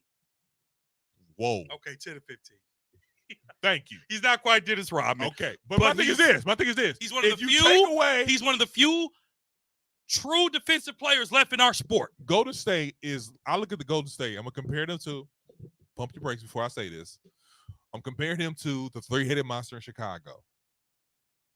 Rodman, Pippen, and Jordan. Thank you. Or even Horace Grant. When you take away one, you ruin the set. You don't, because Clay hasn't done anything in 2 years. He's older. No, I think it's mental. Do they or do they not oil him the loyalty of, come on, Clay, work with us? They tried. He said no. I just want a lower term deal. I can take less money. He said no. It's over. It's over. The Clay experiment is over. It's over. I'm gonna tell you like this. This ain't bogus. I'm gonna tell you. No, it's not. I very rarely stick up for no. Like there's no loyalty. You watch Power. There's no loyalty in this game. Basketball ain't nothing but power, but in the scheme of sports, loyalty is out the window. No loyalty. Okay, loyalty is out the window. But I hate the fiber of my soul that you compare the NBA to power. Go ahead, Keith. The fiber. It's a big rich time. No. The fiber of my being. He just compared. Go ahead, Keith. Go ahead, because he just compared. Okay. It's a big rich time. Go ahead. I can't believe. Go ahead. With the fiber of my being. I hate he just did that. My question to y'all is, though, thinking about it, if you Clay, how do you get back at Golden State? You score 50 on him. You score 50. I can say 50. 50 is out of range. 40. I think you rejuvenate your career, and I think Clay can do it. I just think the rejuvenate how? I'm sorry. Rejuvenated how? I don't think Clay is missing a step. I just think the issue of his contract was a big distraction for him. I agree with you. I just think it was a big distraction. I agree with for you. him. So get him signed. You keep that. They have already made it clear we want to keep this 3 together. Well, not anymore. By trading Poole, by getting rid of the new guys that they were brought in to keep these 3 together. But you bring and he's the one that's got to go. You bring in PG, who damn near shows up the same amount, and you want to give him max money. And he's in. That's why I said PG don't get no max deal. And you want to give me nickels and dimes? I'm going to LA on purpose. So we're not hearing anything about DeMar DeRozan. We're not hearing anything about OG Anunoby. We're not hearing. OG already signed with the Knicks. Yeah. Oh, he signed it. I'm just going on the already signed. report. OG already signed. DeMar DeRozan said he waiting on what PG gonna do. Yeah, gonna make his decision. James Harden's off the table. James KCP has a player option. Clay, obviously, we hearing about Tobias. So where does Clay go then? Don't forget, Tyrese Jones is still out there. Come on, man, stop it. Clay, where does Clay Thompson go? I told you already. I think it's gonna. I think him and PG will play together. I don't unless PG signs with the Warriors. I'm gonna keep it a buck with you. If I'm Clay, it depends. If he's going after money, he's going with Orlando because Orlando will give him 4 years, $100 million. No problem. Right? But if I'm trying to win and go discount, I might playing with LeBron and Anthony Davis. That's how you get back. It's by going to the Lakers. You looking for the answer? I know. My thing is like, if I'm Clay, I'm pissed right now. So my only way of getting back at you, the only thing, light skins are more dirty. His feelings is hurt. Yeah, they're more liable to get petty with you. Yeah, I'm going to LA. I get to be with my father. Facts. It's across the water. And I get to stay in my home. You going Clippers or you going Lakers? I'm going Lakers. He ain't going Clippers. He ain't going no Clippers. Don't nobody want to go to James Harden. That's true. They don't want to go there. That's true. Don't nobody want to play with them. There's no legacy there. He can play where Kobe played. He can play with LeBron. He can play with AD. And Hold up, we're overlooking that the Lakers, other than drafting Bronny, their pick was actually pretty good. He's the best shooter in the draft. He was. And the Lakers are missing shooting. And here's the thing: Clay doesn't have to Don't do that though. Listen to me. Clay doesn't have to be Steph. Clay can get 12 to 15 and be perfect. But hold on. He'll be perfect for the Lakers. D'Angelo Russell. No. Ray Allen.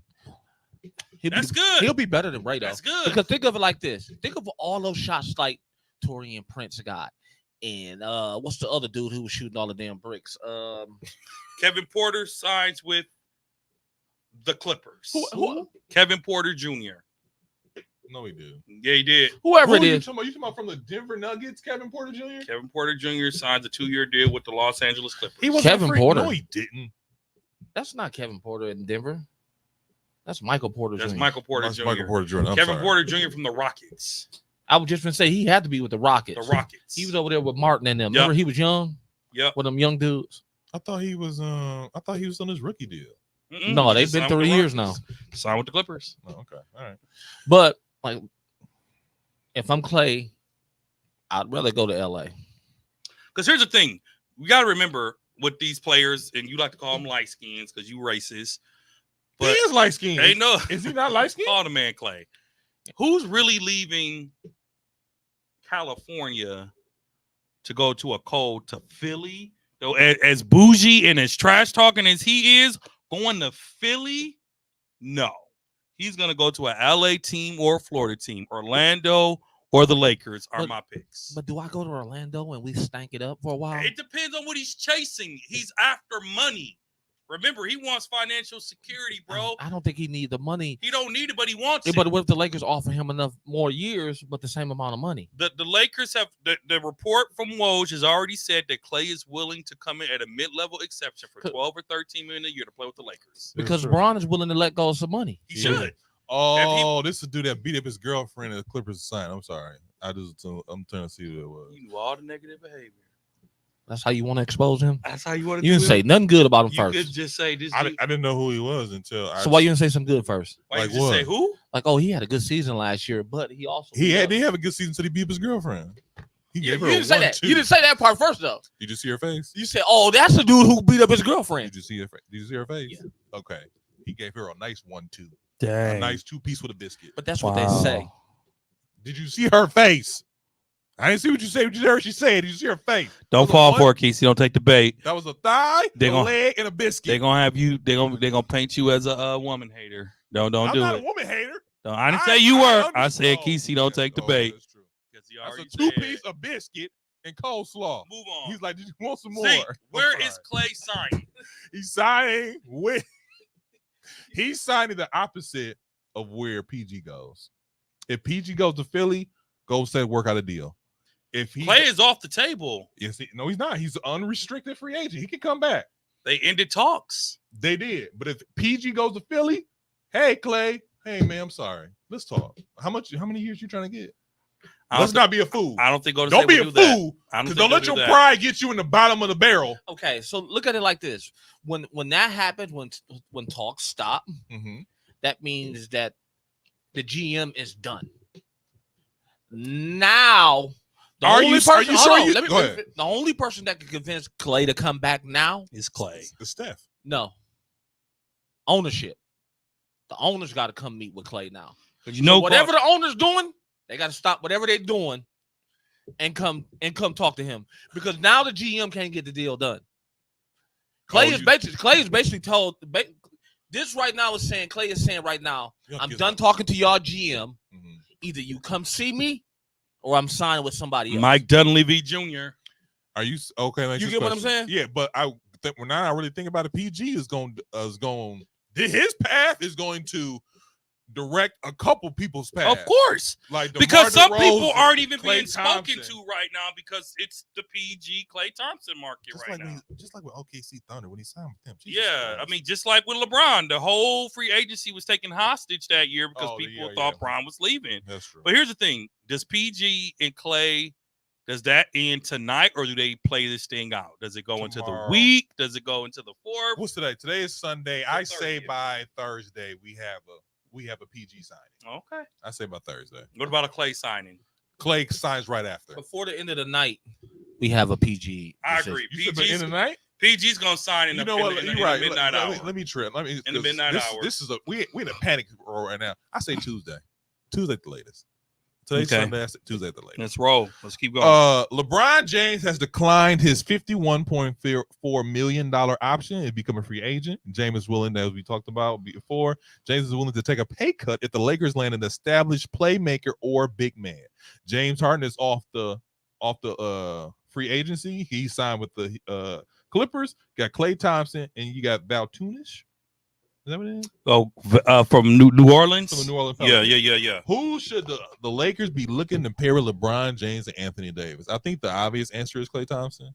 But if they sign big man from New Orleans, I'll be cool with that too. I ain't gonna hold you. If I'm LA, because that gives Anthony Davis free up the big power forward. If I'm LA, this is what I'm doing right now. All right.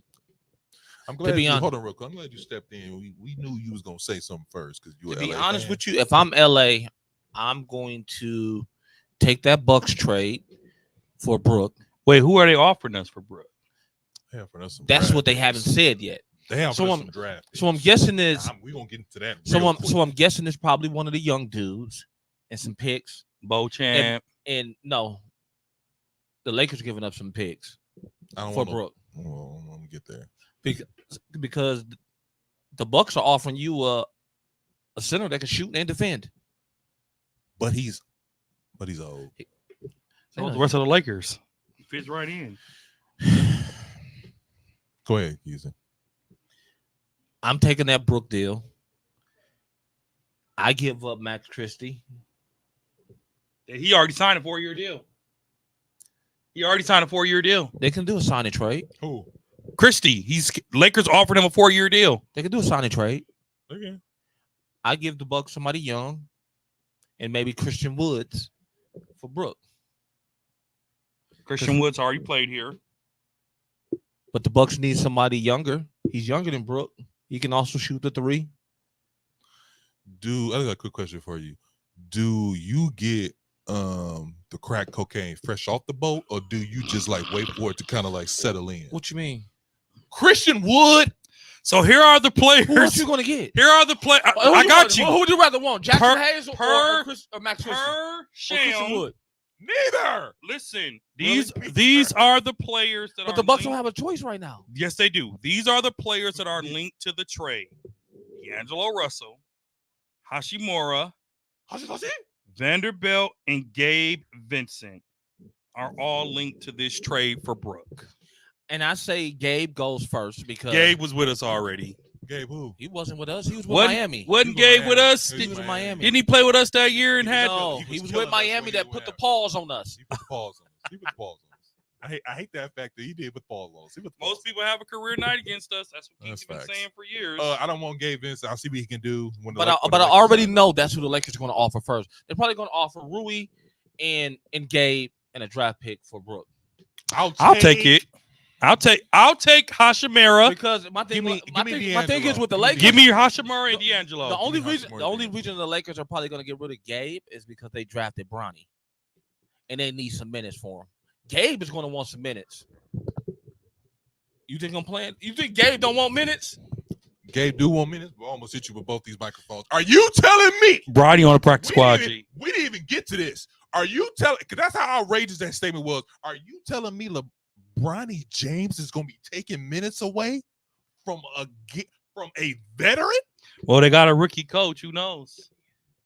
And I heard he don't like D'Lo.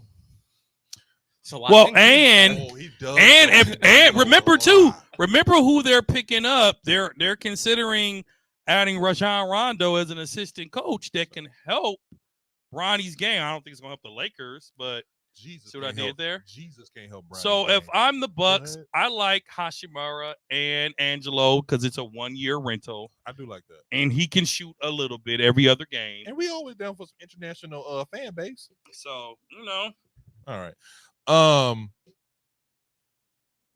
Because of time, we're gonna get into this. This past week was the NBA, was the 2024 NBA draft. Some noticeable pickups. The Atlanta Hawks had the number 1 draft pick. They picked up this French black dude.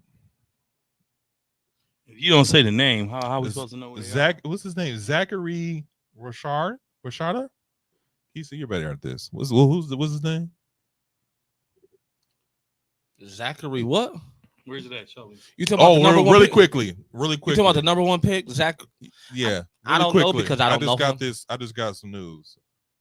KCP signed with Orlando for $86 million. How many years? I think it was 4. Hold on, let me just double check real quick. Oh my God. That opens the door for PG and Clay. 40, he signed for 3 years, $66 million. Told you. Oh my God. Told you. 22 told million. You. What I say he was worth? 18 to 22. I said it. 18 to 22. I told you. Money. He's after that bag and that extra year. It's always about that extra year, man.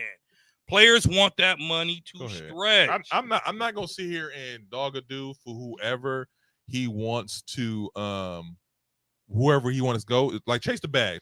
I get it. But if you to go to Orlando, it's clearly about the bag. When you go to Orlando, you're clearly about the bag. Dude, Orlando's not a bad team, bro. It's not a bad team, but and then if they could get PG and Clay, is the goal not to, you know what? I think they pitched them to that too. Hey, you know we're gonna get Clay. We're going for Clay. We're going for PG. Real quick. The Atlanta Hawks picked up the number 1 draft pick. What was his name, Keezy? I don't even know how to say their name because I have not practiced it like I normally do. But to be honest with you, he averaged 10 points, so I really don't care. And he was the number 1 pick. He was.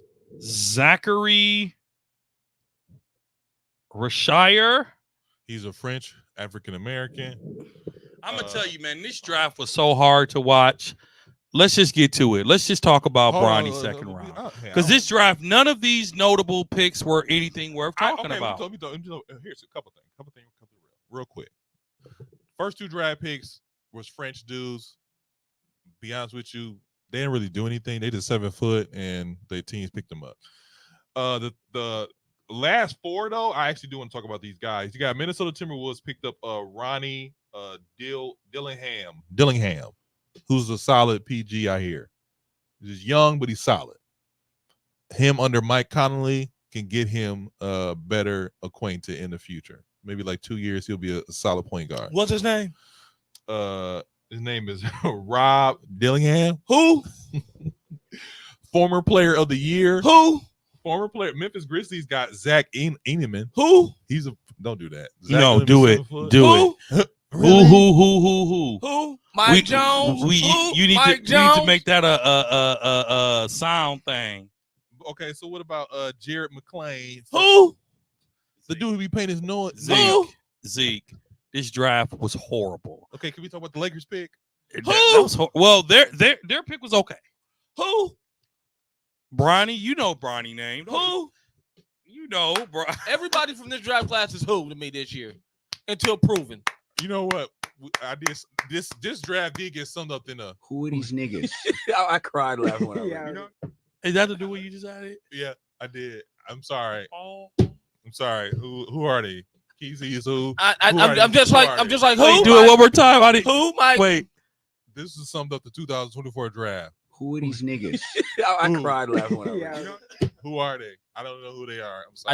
I don't either. I don't know if that. And I watch college ball. I don't know if that makes us bad. In fact, no. I'm sorry. Correct me if I'm wrong. Wasn't the first 4 picks all overseas? Just the first 2. I don't say like the third pick was San Antonio's. He was from somewhere. I forgot where. Pretty sure he's from Paris. But now let's get into the meat and potatoes of this. As predicted by Isaiah Moore, aka Zeke, aka point guard, aka me. It was predicted by everybody. Shut up. I was predicted this 3 months ago. Okay, Zeke. Don't make me pull a clip. In the second round, with the 55th pick, the Los Angeles Lakers have drafted Bronny James.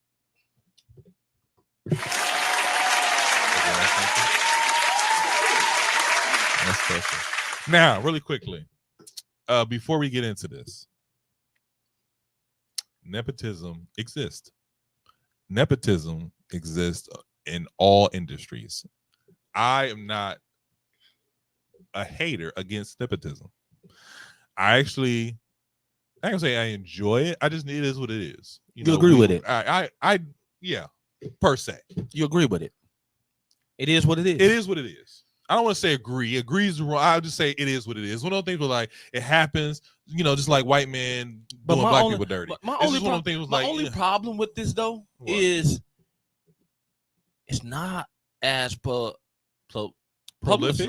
publicized for other people as it is for him, as them. That's the way you're going with this? That's what you're going with this? You could have said so many different things. Because there's so many different people who have used this to their advantage. Not like this.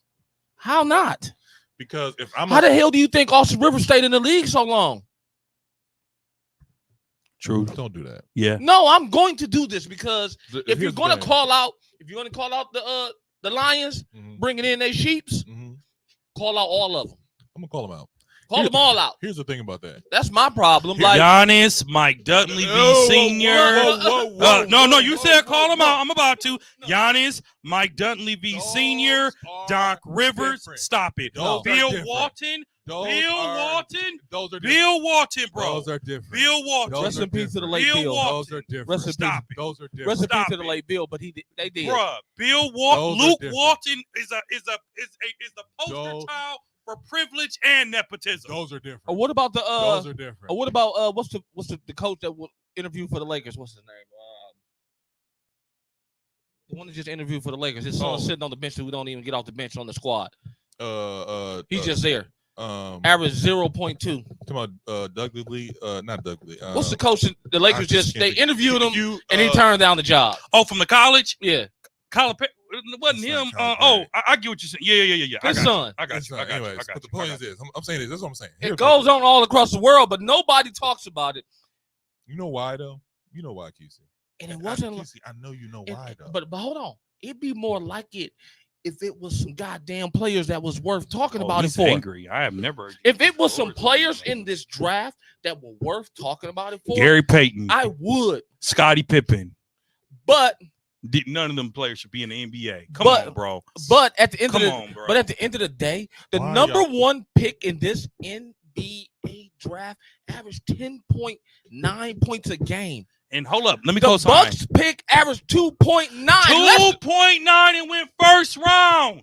And you're talking about the 55th pick by the Los Angeles Lakers because he had cardiac arrest and had to make a readjustment to his lifestyle. Rick Barry, Greg Anthony, Mike Bibby, Manute Bol. No. You asked me, so I'm doing it. Dre. All those people average more than 2.5 a game. Stop it. Stop it. Y'all gonna make me this person. Austin Rivers was balling. Stop it.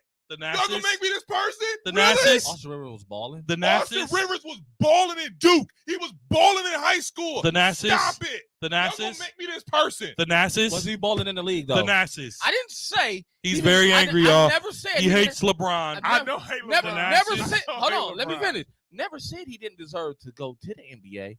I said you didn't talk about it. You didn't. Larry Drew. You're right. You're missing my point. You're Richard Dumars. Obviously Austin Rivers was college ready. And I'm still naming them. He was not NBA ready. Patrick Ewing Jr. He got NBA ready. When he came in the league, he sat on the bench and didn't move for the first 2 or 3 years. AJ Griffin, the kid of journeyman. Did that happen? Adrian Griffin Jr. I'm still naming them. My thing is this. So the Nazis. Ron Harper Jr. deserved that roster spot? Who? The Nazis. Gerald Henderson Jr. How he earned it? What has he done to earn it? I'm not saying this guy isn't trash. No. I'm not saying he's not trash. But y'all talking about a young kid whose ceiling has not even been reached yet. You don't even know what his ceiling is. His son is somebody who is too short. He is too short. He can't. All he can do is jump. And that gets you nowhere. You shall see. You ain't even gave him a chance to see yet. So this is what I'm going to say. Now that Zeke then lost his voice and got all emotional. I'm not emotional. You are very emotional. Yeah, it is. You're gonna look at this clip. You gonna look at this clip and say, "Man, I was emotional." I probably was. Love of the game. Listen, no. Hate for LeBron more than love of the game. Let me say this because you already yelled. So let me have my. want to say because you was over here yelling. Kesey went on the whole. You was like you was breaking up with somebody. No, Kesey was on a whole. He deserve a chance. Y'all don't even know what he capable of. Hold y'all up, talking Zeke. about this No, dude like he. Zeke, stop. And then you gonna bring up out of all people, Zeke. Austin Rivers. Zeke, that was a bad call, but Zeke. Out of all people, Zeke. Austin Rivers, you gonna bring up? Zeke. You're just naming people whose fathers are in the league. And because the whole thing is this. I'm naming people who got in based on nepotism, and they suck. I didn't name Austin Rivers. He did. Every player I named sucked. And every player you named sucked. Did not suck. Did they average 20 points in college? No, they did not. Okay. My thing is this. Okay. Even Jordan's son sucked. Averaged 8 points a game. Sucked. Did he get to the league? Yes. No, he didn't. Well, G League. He did, but he got waived. He got waived. He got drafted. He got drafted. His name called. Yeah. But and what happened? And he got waived. It's going to happen to Bronny in 3 years when LeBron retires. No. Bronny James is going to be on a 12-man roster, and we're going to be hoping and praying they put him in the game for what? A moment. Look at this. For the first time in NBA history, we got LeBron James and Bronny James on the game at the same time. Oh, my God, let's give it to him. He's going to get a standing ovation. This is not a basketball move. This is a celebration move. This is an entertainment move. This is a business move. Yes. Okay, Paul Pierce. The NBA is business. Paul Pierce, we get it. Don't act like Bronny James is not, hey, I want to see these two on the court at the same time for a moment.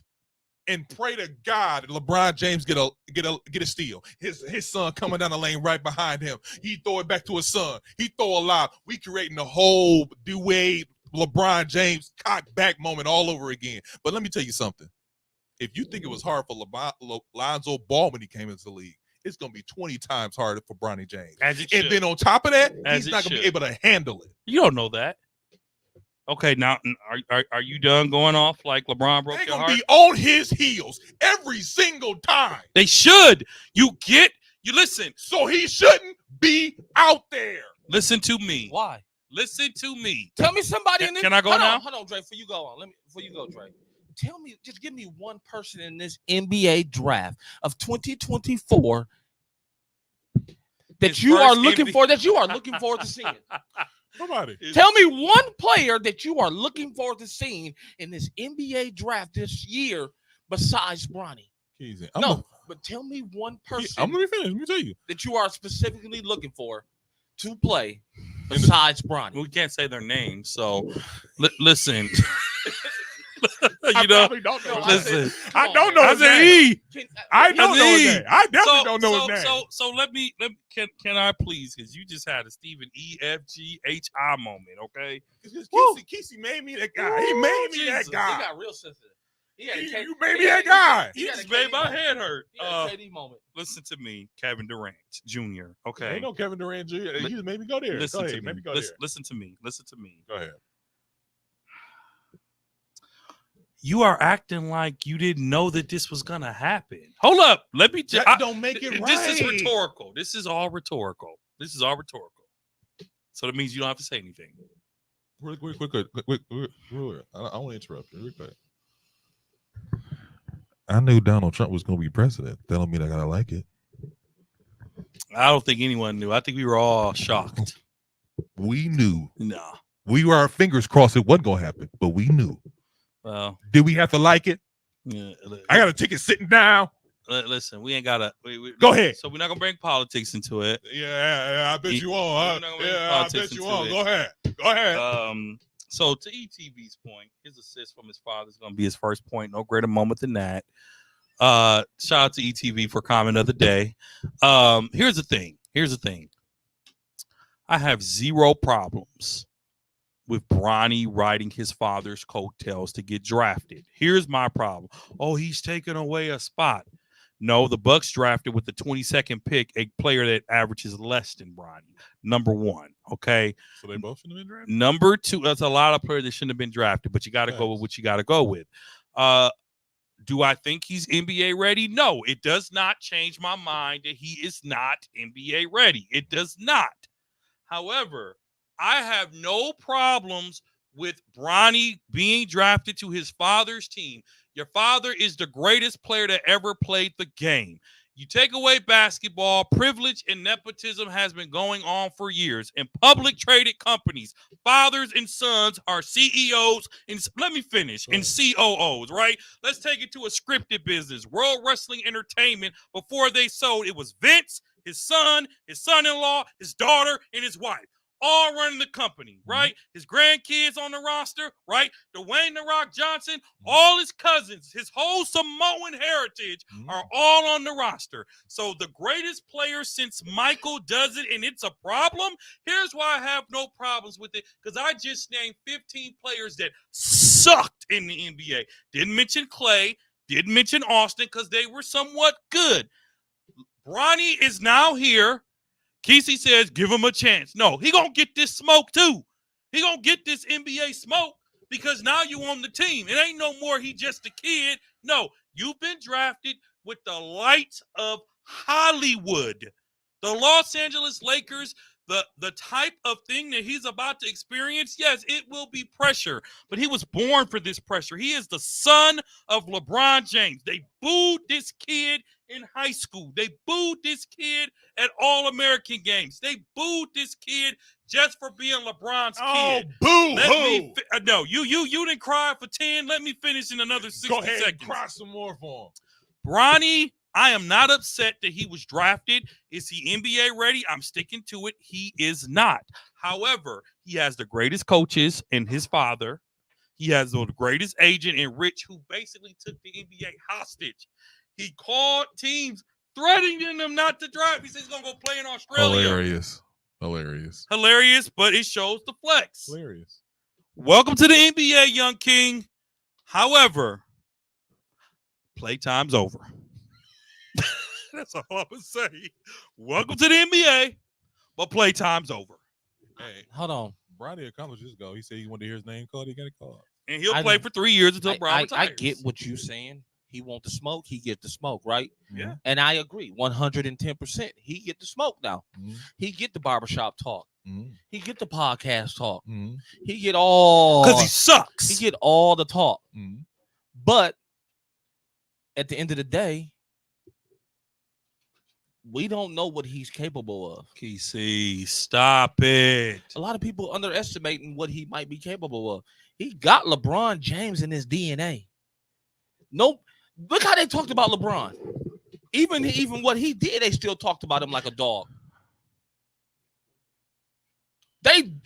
Darius Miles said, "You think this young kid is going to come in and change our franchise?" LeBron did not average 4-point anything ever. You still not finished. Let me finish. He doesn't have to come in and be able to make a difference or make a name for himself. He's not going to be LeBron James. Everybody knows that. Everybody on the damn planet knows that. But at the end of the day, he got some DNA and he got some basketball IQ that he can survive in the league if Austin Rivers can. So let me just go to this real quick. Thank you, Keezy, for this. Okay. I just got to do it. So me and CB and CJ, another talent here on Deaf Fresh Network. It's not Deaf Fresh Network. What is this called? It's TDR Network. TDR. Oh, TDR, right Tone Deaf Network. Yeah. Well, Deaf Fresh is the name of his show, so it's all in. Y'all get it. Don't interrupt me. Okay. So he posted a meme, and it says, "When Bronny requests a trade in 2026," and it had Ghost and Tyreek on it. So I responded, "When his dad retires, he'll get cut anyway. Book it." So CJ, younger guy, went on a little rant. Y'all got to stop hating on my guy. He's not a generational talent, but he can find his niche somewhere.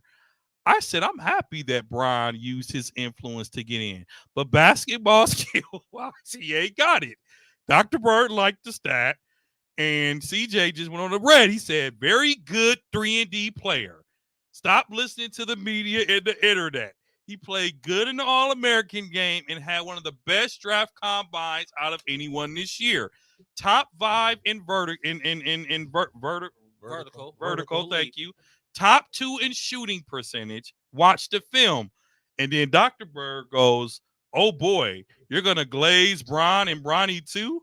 And then CJ goes, y'all acting like he can't have a Gary Payton 2 type of career is crazy. You know how many scrubs are in the league? He's going to be a two-way and get playing time around the All-Star break. I said, if it makes you feel any better, the Nasus is fine when is out when Greek retires too. He said, again, acting like Bronny can't have a GP2 career is crazy. He plays great defense. It can hit an open three. Y'all acting like I said he's the next GOAT. I said, CJ, you're a little sensitive there, bruh. Are you on the payroll like Kesey? Are you on the payroll like Kesey? So there are some Bronny supporters out there. I'm glad he made it, but bruh, he is. That's facts. That's facts. I just. I like that he was drafted, but he is in for a ride. I just want this to be said, because the thing about it, y'all be bringing up all these players and stuff like that. Look at these college stats. But they didn't translate to great NBA careers. If Bronny didn't go in this draft, he might have went undrafted. He had to go in this draft. Next year's going to have some studs. Well, it's going to have some studs, and Bron might play 2 or 3 more years. And then, you know what's funny about this to me? They're going to draft Bryce Maximus too? They asked Bryce, hey, do you think your father will play until you come into the league, which is in like 2 years? He said, I hope not. That's OD. He'll be 42. I said, you are right, son. What's what? Right. That's what? That's OD. What's OD mean? Overdoing it. You think so? Yeah. I think so. He'll be 42. 42. Whether he still can. He's 40 and still. He's 40 and still. Hold on. He's LeBron 40. Outworks all these young guys. That's all he does. And I'm not mad at that. He's 40 and he's still averaging 25. He's still max ready. Keith, let me ask you a question. Has LeBron ever been drug tested? Of course. Yeah. If he has, they wouldn't tell us about it. Let me stop, because that's LeBron getting JJ higher. Bronny on the same team is the greatest basketball move I've ever seen in my entire life. I am actually surprised the NBA didn't hit him with tampering. Are you crazy? I know, but I'm just surprised because there's a whole lot. I got a question for you though. This is my question for you. Like, if anybody can get away with anything, it's him. But he did it all through Rich Paul, which was brilliant. My thing is this, was brilliant. Hold on, I got a question. Keezy, how long do you want to see LeBron James play until? Because you see what happened to Mike. Do you want to see that happen to LeBron, or do you want to see him go out in a blaze of glory? Because it's the only two options: him going in a blaze of glory, or him getting to that ugly point. So we like, why are you on the court? What's the ugly point? Because forgetting those wizard years. Because my thing is though, even if LeBron takes a backseat, all the way backseat role, he can play the 4 and just get minutes like Blake Griffin did for a few years. And that's how you want him to go out. Because Blake Griffin was left averaging like 4 or 5 points a game, barely getting in. Because you know that the NBA is a young man's game. That's fine. So I'm asking you, how long do you want LeBron to play? Until his body tells him it's over. So you want him to go until he's averaging 4 points a game. That's what Kobe Bryant did. Kobe went into his body, said he was done. And he was terrible. He said it. He said it himself. I played until my body told me no. So you want him to go out like that then? That's how they go out. That's how the greats go out. Jordan went out there until his body told him no more. But he left and came back twice. Don't do that. And then on top of that, we're talking about don't do that. That's not taking away from anything that got to do with greatness. It's him as a competitiveness in his mind still that I'm gonna still do this until my body tell me I can't. But his body that's the mentality that him, Kobe, Shaq, all of these good players. Look at Shaq. Look how many years it took him to leave. I disagree with you. Shaq went outside. I disagree with you. Did Shaq go outside? Hold up, Zeke. So are you telling me, Kesey, this is the most dominant center in NBA history? He went outside though. Kesey, this is a legit question, right? He was on like his 12th team. He went outside. Did he retire? That's what I'm asking. I think so. That's what I'm asking you. Are you prepared for, or do you want LeBron to go outside? Kesey, before you answer his question, because I have a burning one. Do you think that LeBron only decided to play this long to get Bronny in the NBA? And do you believe that when he retires, Bronny will be cut? 2-part question. Do you think LeBron only played this long to get his kid in the league? And do you think when Bronny calls it a career, that Bronny will be cut? Bronny played in the league this long is because of his love for the game and his passion for it. It just so coincidentally he get to do a part of history with it. Ain't no different than him breaking Kareem record. He did it because it was a part of him still being able to play.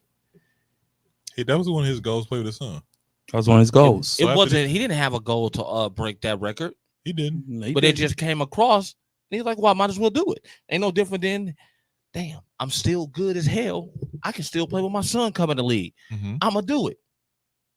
If he's still feeling that way in 2 more years, I still feel good. I'm gonna play my other son coming to the league. That's on him. None of us got the choice to tell him when it's time for him to sit his ass down. Shaq went. Because that's the case, then Vince Carter should have sat his ass down a long time ago. Yep. Should have. You know what I'm saying? There's a lot of, but in their minds, they're in. What do you? My mind playing tricks on me. It's a classic song. It's a classic song in hip hop. My mind's playing tricks on you. These players don't understand what life is without basketball, and it's going to be even, and it's going to be even harder for people like LeBron, Kobe, and Jordan, them who have been the faces of the league for many years. So to be like, I'm done. So what you're telling us is, because if that's the case, then Bron could have been done. So you're telling me you want to see one of your favorite players go outside. That's what you're telling me. That's what I want to see Bron play the game until he knows he can't do it. So you want to go see him go outside. That's not about going outside. How's it going outside? If that's the case, then Kobe went outside. He did. He was terrible. He was not terrible. Yeah, he was. Yeah, he was. Yeah, he was. Come on, Kesey, don't do that. You know all crazy. You don't act like you don't know what going outside look like. You've seen it. His final game was good. Yeah, his final game was good because it was last one. Far in between. They still lost. The Lakers suck though, so it didn't help him end his career. That's the thing you got to remember. All right, Kesey. I just want to know. That's all. What about Karl Malone? He did it. Sad. I'm just saying. You call it sad, but it was how they wanted to leave the game. I'm not saying it's right. I'm saying what's wrong with it? You as a fan, what is wrong with it? They're going outside. What's wrong with it? They're going outside. Gary Payton did it. Sad. Now Gary Payton stayed around because he was chasing the ring. That's true. Until he got one. And he got one with Miami. You know who didn't go outside? I think Chris Webber, because we didn't even know he left. I'll give you that. I was gonna say John Stockton. I don't think he went Vince outside. Carter didn't go outside. Chris Carter went outside. I don't think he went outside. He went outside. He went out on 4 teams. Dirk didn't go outside. Dirk didn't go outside. I forgot Dirk. I thought Vince Carter, even when he left, was a decent role Do you not player. remember Dirk Nowitzki's last year? It was go back and and look. Luka. It was Luka, like rookie year. Go back and look at his stats. But it was more of a. And don't look at it. Hold on. Don't look at his stats. Go back and look at Dirk how he played. All he did was play the. He plays. He was mentoring. He was. That's it. And what do you think LeBron is going to do on his way out? He can mentor for coach. He can mentor for 3 or 4 years on his way out. Call the shots. It's different. It's not. It is. You get mentored by the GOAT for 3 years? That's your daddy. That's his teammate now. So you know what I did see? What was funny?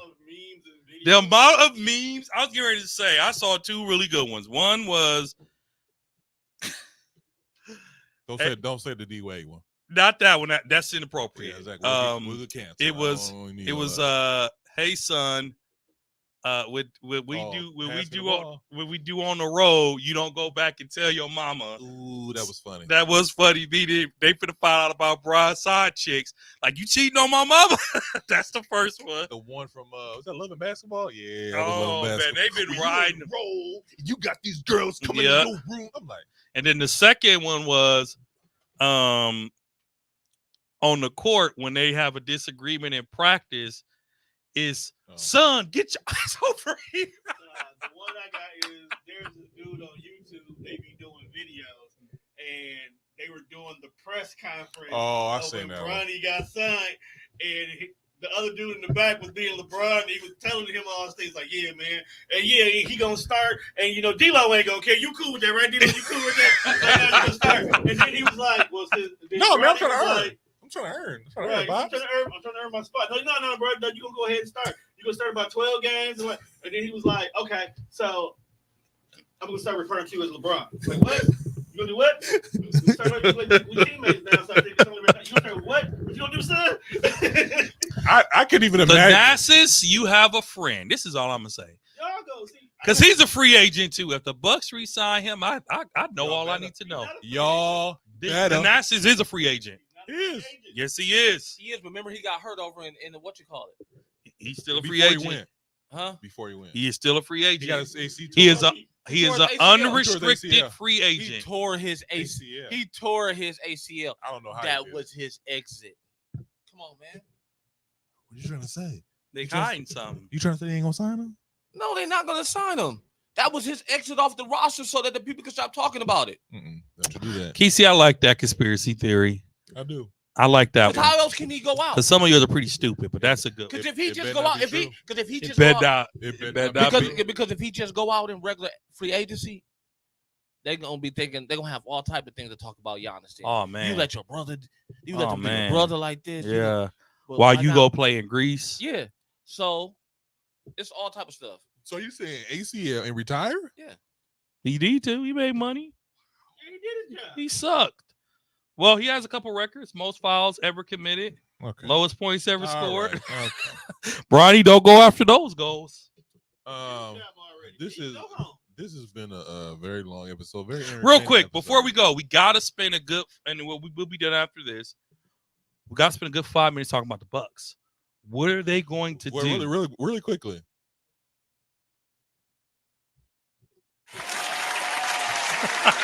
Hey, Dre, you the first person. All right, let's wrap it up. I gotta get it has been 2 hours and 15 minutes. I've given a lot of Sunday to y'all for the past 4 years. At least you could show some respect, clown.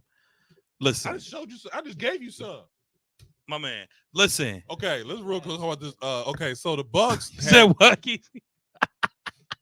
know what? Don't do that. You stupid, dog. Don't do that. Anyways,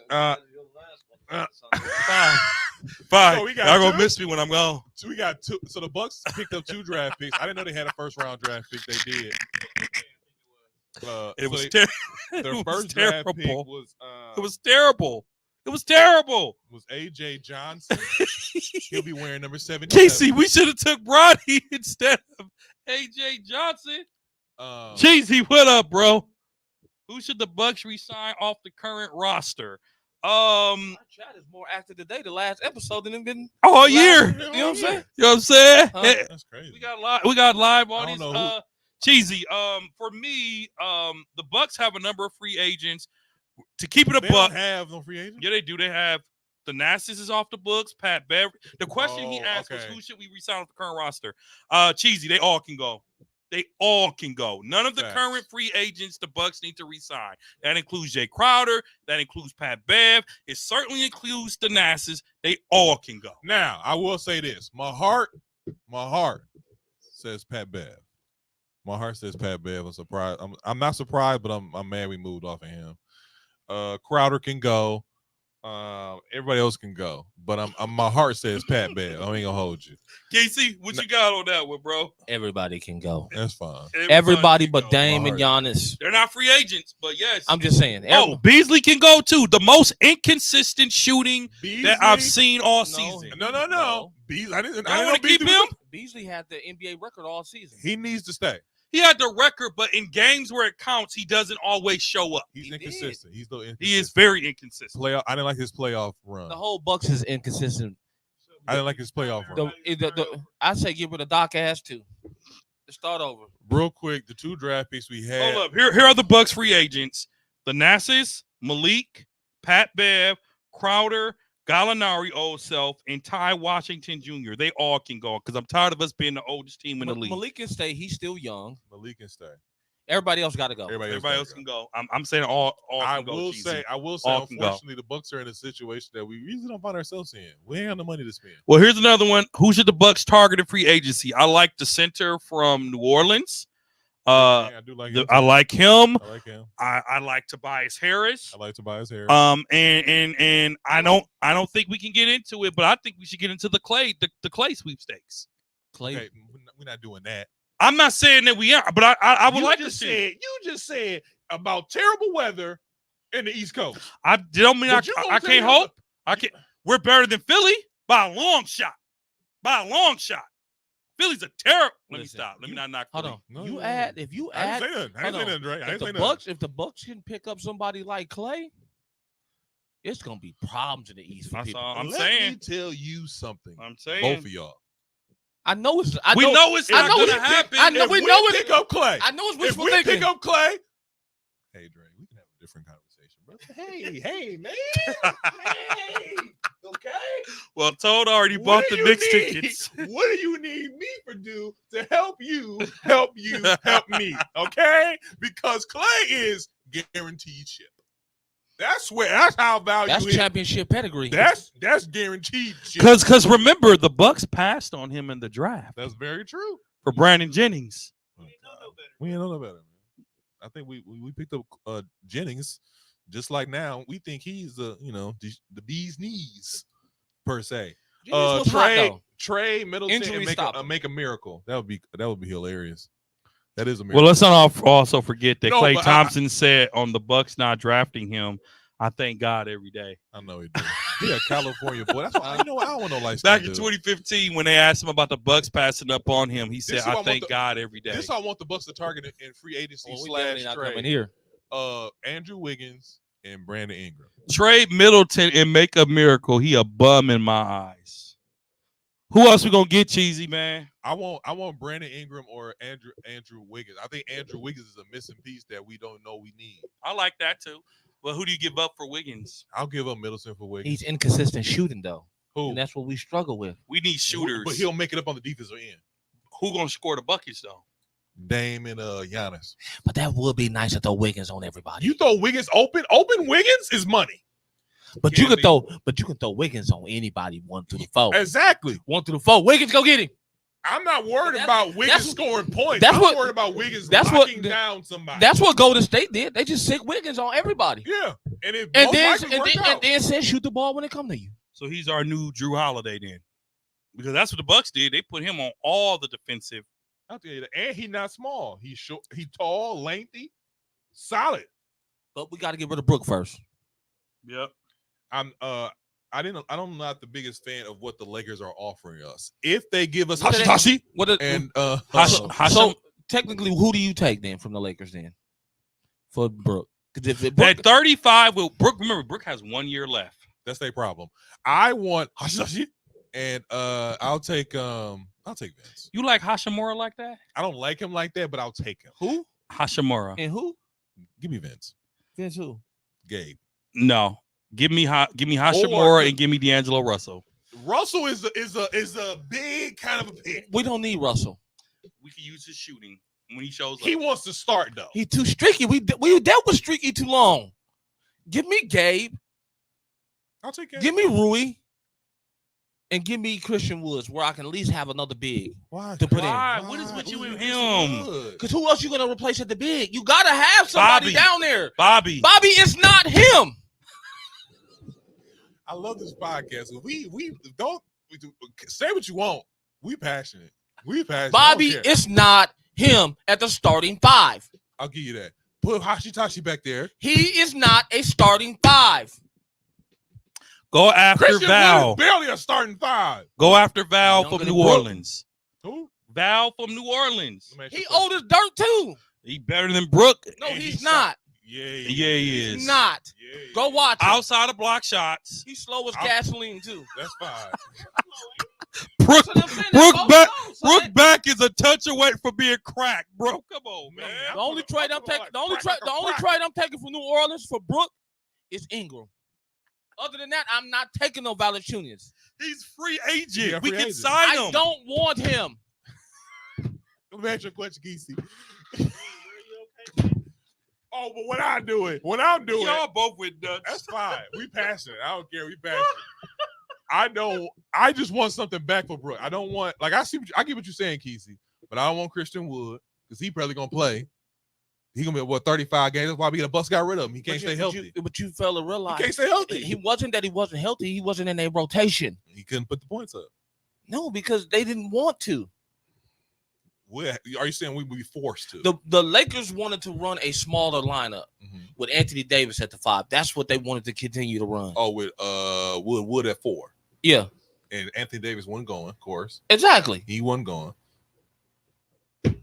Giannis and Christian can play the 4-5 together and switch and wouldn't have a problem with it. That's my thing. Like they wouldn't have a problem with each other. All right. And Wood can also shoot the 3. Yeezus Lee, you lost me. Now you lost me. Cheesy. You lost us. Cheesy. We can go for Julius Randle next up. Hold on. I agree with Cheesy though on that Brook and Middleton package and get us a stud. What's a stud? No, what's a stud? Are you saying like Brandon Ingram stud? What's a stud? Because what's a stud? Because Val I want to hear this stud. One. No, he's not. He's not. He's a stud. He is not. 10 and 15. 10 and 15. He give you 10 and 15. But you ain't giving up. He's solid. But you're not giving up Middleton and him for Val. And Val is a. You gotta remember he's off the table. He's a restricted free agent. It would be a sign and trade. I'll take Ingram, Val, and one other piece for Middleton and Brook. That's a lot. When you ask for 2 players and another one, that's a lot. That's a 3 for 2. Well, here's the thing, because Brook only has 1 year deal left, and Middleton has 2. You pair them 2 with Zion, that could do something. But now you're the injury all-star team with all 3 of them together. So I don't know, man. The Bucks need to do a lot because I am not, as a season ticket holder, I am not feeling Alvarez. I'm not feeling confident about this season. I'm not feeling confident about this season. What if the Bucks take Turner and that young dude that always kills from us? Indiana? Yeah. Miles Turner. I would love that. Indiana won't make a deal with us. Why would they help us? Middleton helps them in giving them a solid veteran. It does. Along with Brook at the center. Okay. So last question then about the Bucks. If the GM doesn't get it right this year, is he out? Yep. GM's done. You say what? If the GM doesn't get it right, if we don't win this year, the GM's out. No. Here's a hot take. Yeah, he is. Here's a hot take. Yeah, he is. If Doc Rivers don't get it right, Darvin Ham will be the starting coach after All-Star break. Oh, this is Darvin Ham's last chance to coach. We said that at the beginning when we signed that. When we signed Doc. Let me stop because we need some from Doc Rivers. If he doesn't get it right with the Bucks, he's done. Full season? He will never coach an NBA full game. Season. I think they give him a full season. Full season? I think give him a full season. Doc Rivers full season? They give him a full season because they paying too much. They give him a 4-year deal. Yes, they give him a 4-year deal. This is not Adrian Griffin. He at least makes you through the season, but if he don't do good, Darvin Ham takes over. Okay, let me ask y'all a question. Yep. Are you saying we don't make the finals, he's get fired? No. Or are you saying we make the finals, he's still good? I think the Bucks have an expectation in the front office that the Bucks are a championship team. I don't know where the expectations are coming from because we are not. We are a championship team. We're top 5 in the East. In the West, I don't think there's a lot of teams that can beat us in the West. We own the West. If you put us against the Lakers, for some reason we can beat them. Our kryptonite is always in our own conference. I'll give you that. So the Bucks can compete for a title. I wouldn't say if they make it to the finals, you can't fire Doc for that, bro. They went to the finals. I'm asking you. No. If he makes it to the finals, first round, out of there. Yeah. Second round, out of there. Eastern Conference Finals. I think you keep them. Casey, first round. He's done. Second round. He's done. Eastern Conference Finals. We at least make it to Eastern Conference Finals. Eastern Conference sweep. Done. We're done. You're done with any. I'm gonna tell you like this: finals or bust for the Bucks next year. For him. For Doc. Yes. He has to get us to the finals or he's done. I'm gonna give you a better one. Not only is he done, Dame's gonna demand a trade. Because then let's be honest, Dame didn't want to be here. And it shows sometimes. Man, I was going to say somebody's ex-wife. I'm not going to do that. You know what I'm saying? I don't think Dame head was in the game because of everything that was going on in his personal life. Yeah. Somebody else told me that. And people don't understand that part of people. It plays a lot. Like, y'all remember his welcome party? Who was 4 hours late, walked through and waved? You were out there waiting. Because he probably had been cussing her out for 3 hours before. You never know. What you mean the kids can't come with me? They here. My mama here. They watch. Ain't got nobody to watch. I'm just what mad. You mean my mama here? I'm just salty that the fans were waiting. There was thousands of fans out there, and bro came and just waved and walked in the building. He was tired, man.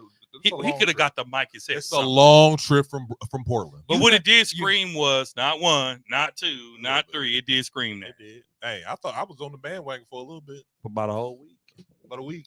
Listen, I got off. I remember we had a whole emergency episode for that. Listen, Dame don't care about location. He just wants to win. You say that now, but then your kid's missing. But I'm just saying, his personal life took a toll on him, and he got to find a way to bounce back this summer. I think this will be the summer.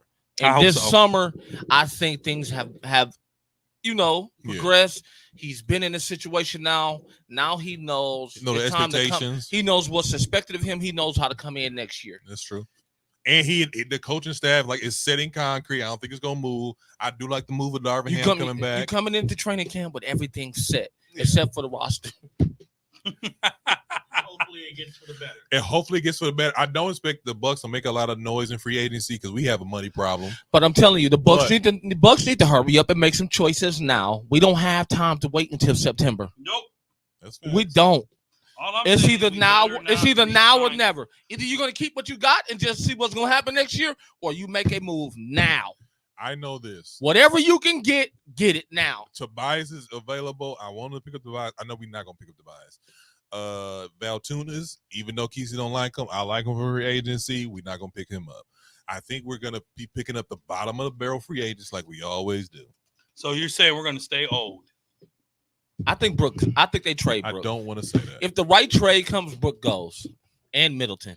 Good. But you know what? Here's the But thing it has to be the right trade. I agree. I'm not saying that. This is the second time we've heard rumors about Brooke being traded. And here's my thing. I'm not saying we trade our team for no draft picks because I don't even care. At this point, I'm like a Laker fan now. I'm like Kesey. Kesey's a closet Laker fan. I'm like Kesey.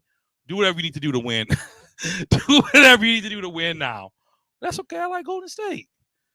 He likes Dallas. I'm not a Laker fan. You sure? Do whatever you need to do to win now. The Bucks. Did you just give me the real one? You gave me the fake one? Yeah, he likes me. That one was on camera. No, because he think we gonna sign Clay. He want to talk about the Bucks tickets. Go ahead. I'm not worried about no Bucks tickets. My money long enough to get my own. You think them? Hey, you think just because I act broke don't mean I'm broke. Hey, let me tell you something. You remember that next year when it's time to pay them things? We signed Clay. Them tickets going up. I already paid, so I don't even matter. You gonna get a message? You gonna get a quick email. Once you sign your deal, you good. You locked in for the same price. Once you sign your deal. No, I like the Bucks ain't gonna get us somewhere. They can't. There will be no more. They don't give you nothing as is. You know what they're gonna get us? The tacos. The tacos gonna go from 16 to 20. That $10 voucher go to no more voucher. Hey, no more voucher. That's already included. Yeah. That's already part of the package. I know it is, but I'm saying they're gonna take that away. Like, after some budget cuts. No, they can't do that. Yeah, that's a lawsuit. Not really. If you sign a you sign a deal to be a ticket holder for 3 years, but there is a clause that says, I'm paraphrasing, goodies or incentives are subject to change. Heck yeah. Now, once the season starts, you lock in. But let's say we signed Clay. You remember back in the day when we signed with the Bucks, they took away our meal card right before the season started. I seen a picture of that. Picture, but I seen a picture. Yeah. He used to do a lot of stuff for the man. But we was in the fifth row. I know. We was in the fifth row, and our tickets. Be like, you a season ticket holder? Come in. We had weekend. We had weekend package. Sit on the floor. We had weekend package. 22 games. You paid $850 a piece. We had 4 seats. And they was just giving us food. We had $150 meal voucher. We had parking, and we had 2 Club Cambrias per season, all for about $800 a piece. Now, $800 won't buy you 10 games. $800 will have you with binoculars for 10 games, unless you are up. And I'm not knocking it because I didn't grow up. I didn't grow up privileged. Pulling out your debit card every time you come to walk. Sure is. I didn't grow up privileged, so we sat in the dog pound, right? So I get it, but even. But think about where we sat in playoffs, though, tickets. That's what I'm saying. We were paying, think about it, we paid $800 a ticket. I remember. Please don't remind me. Oh, God, I remember. Please don't remind me. What I'm saying is, Fiserv Forum now, and I haven't been up there to know this, but from what I hear, even the upper level's not really, because our upper level now is still lower than what the 300 and 400 section were in the Bradley Center. Yeah. But I remember, man, being way up there. I'm not doing that no more. God forbid.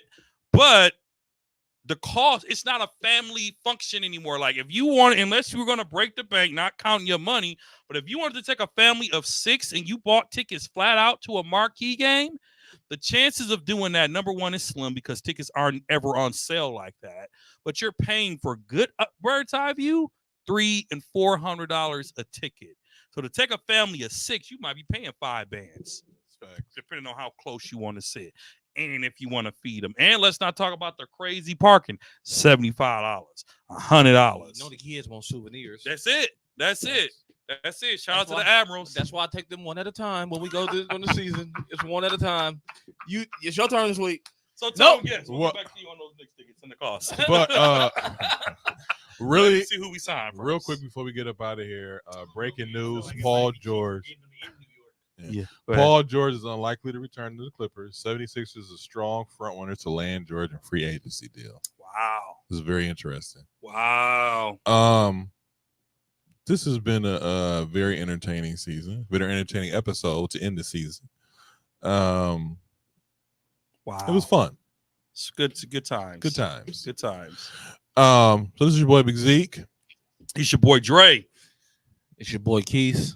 This is 94 Feet Podcast. You can catch us on all social media platforms. You can also catch us on all streaming platforms. I ain't finna go over the list. Agree with us? Probably not. This is 94 Feet Podcast. Peace. Peace, good people.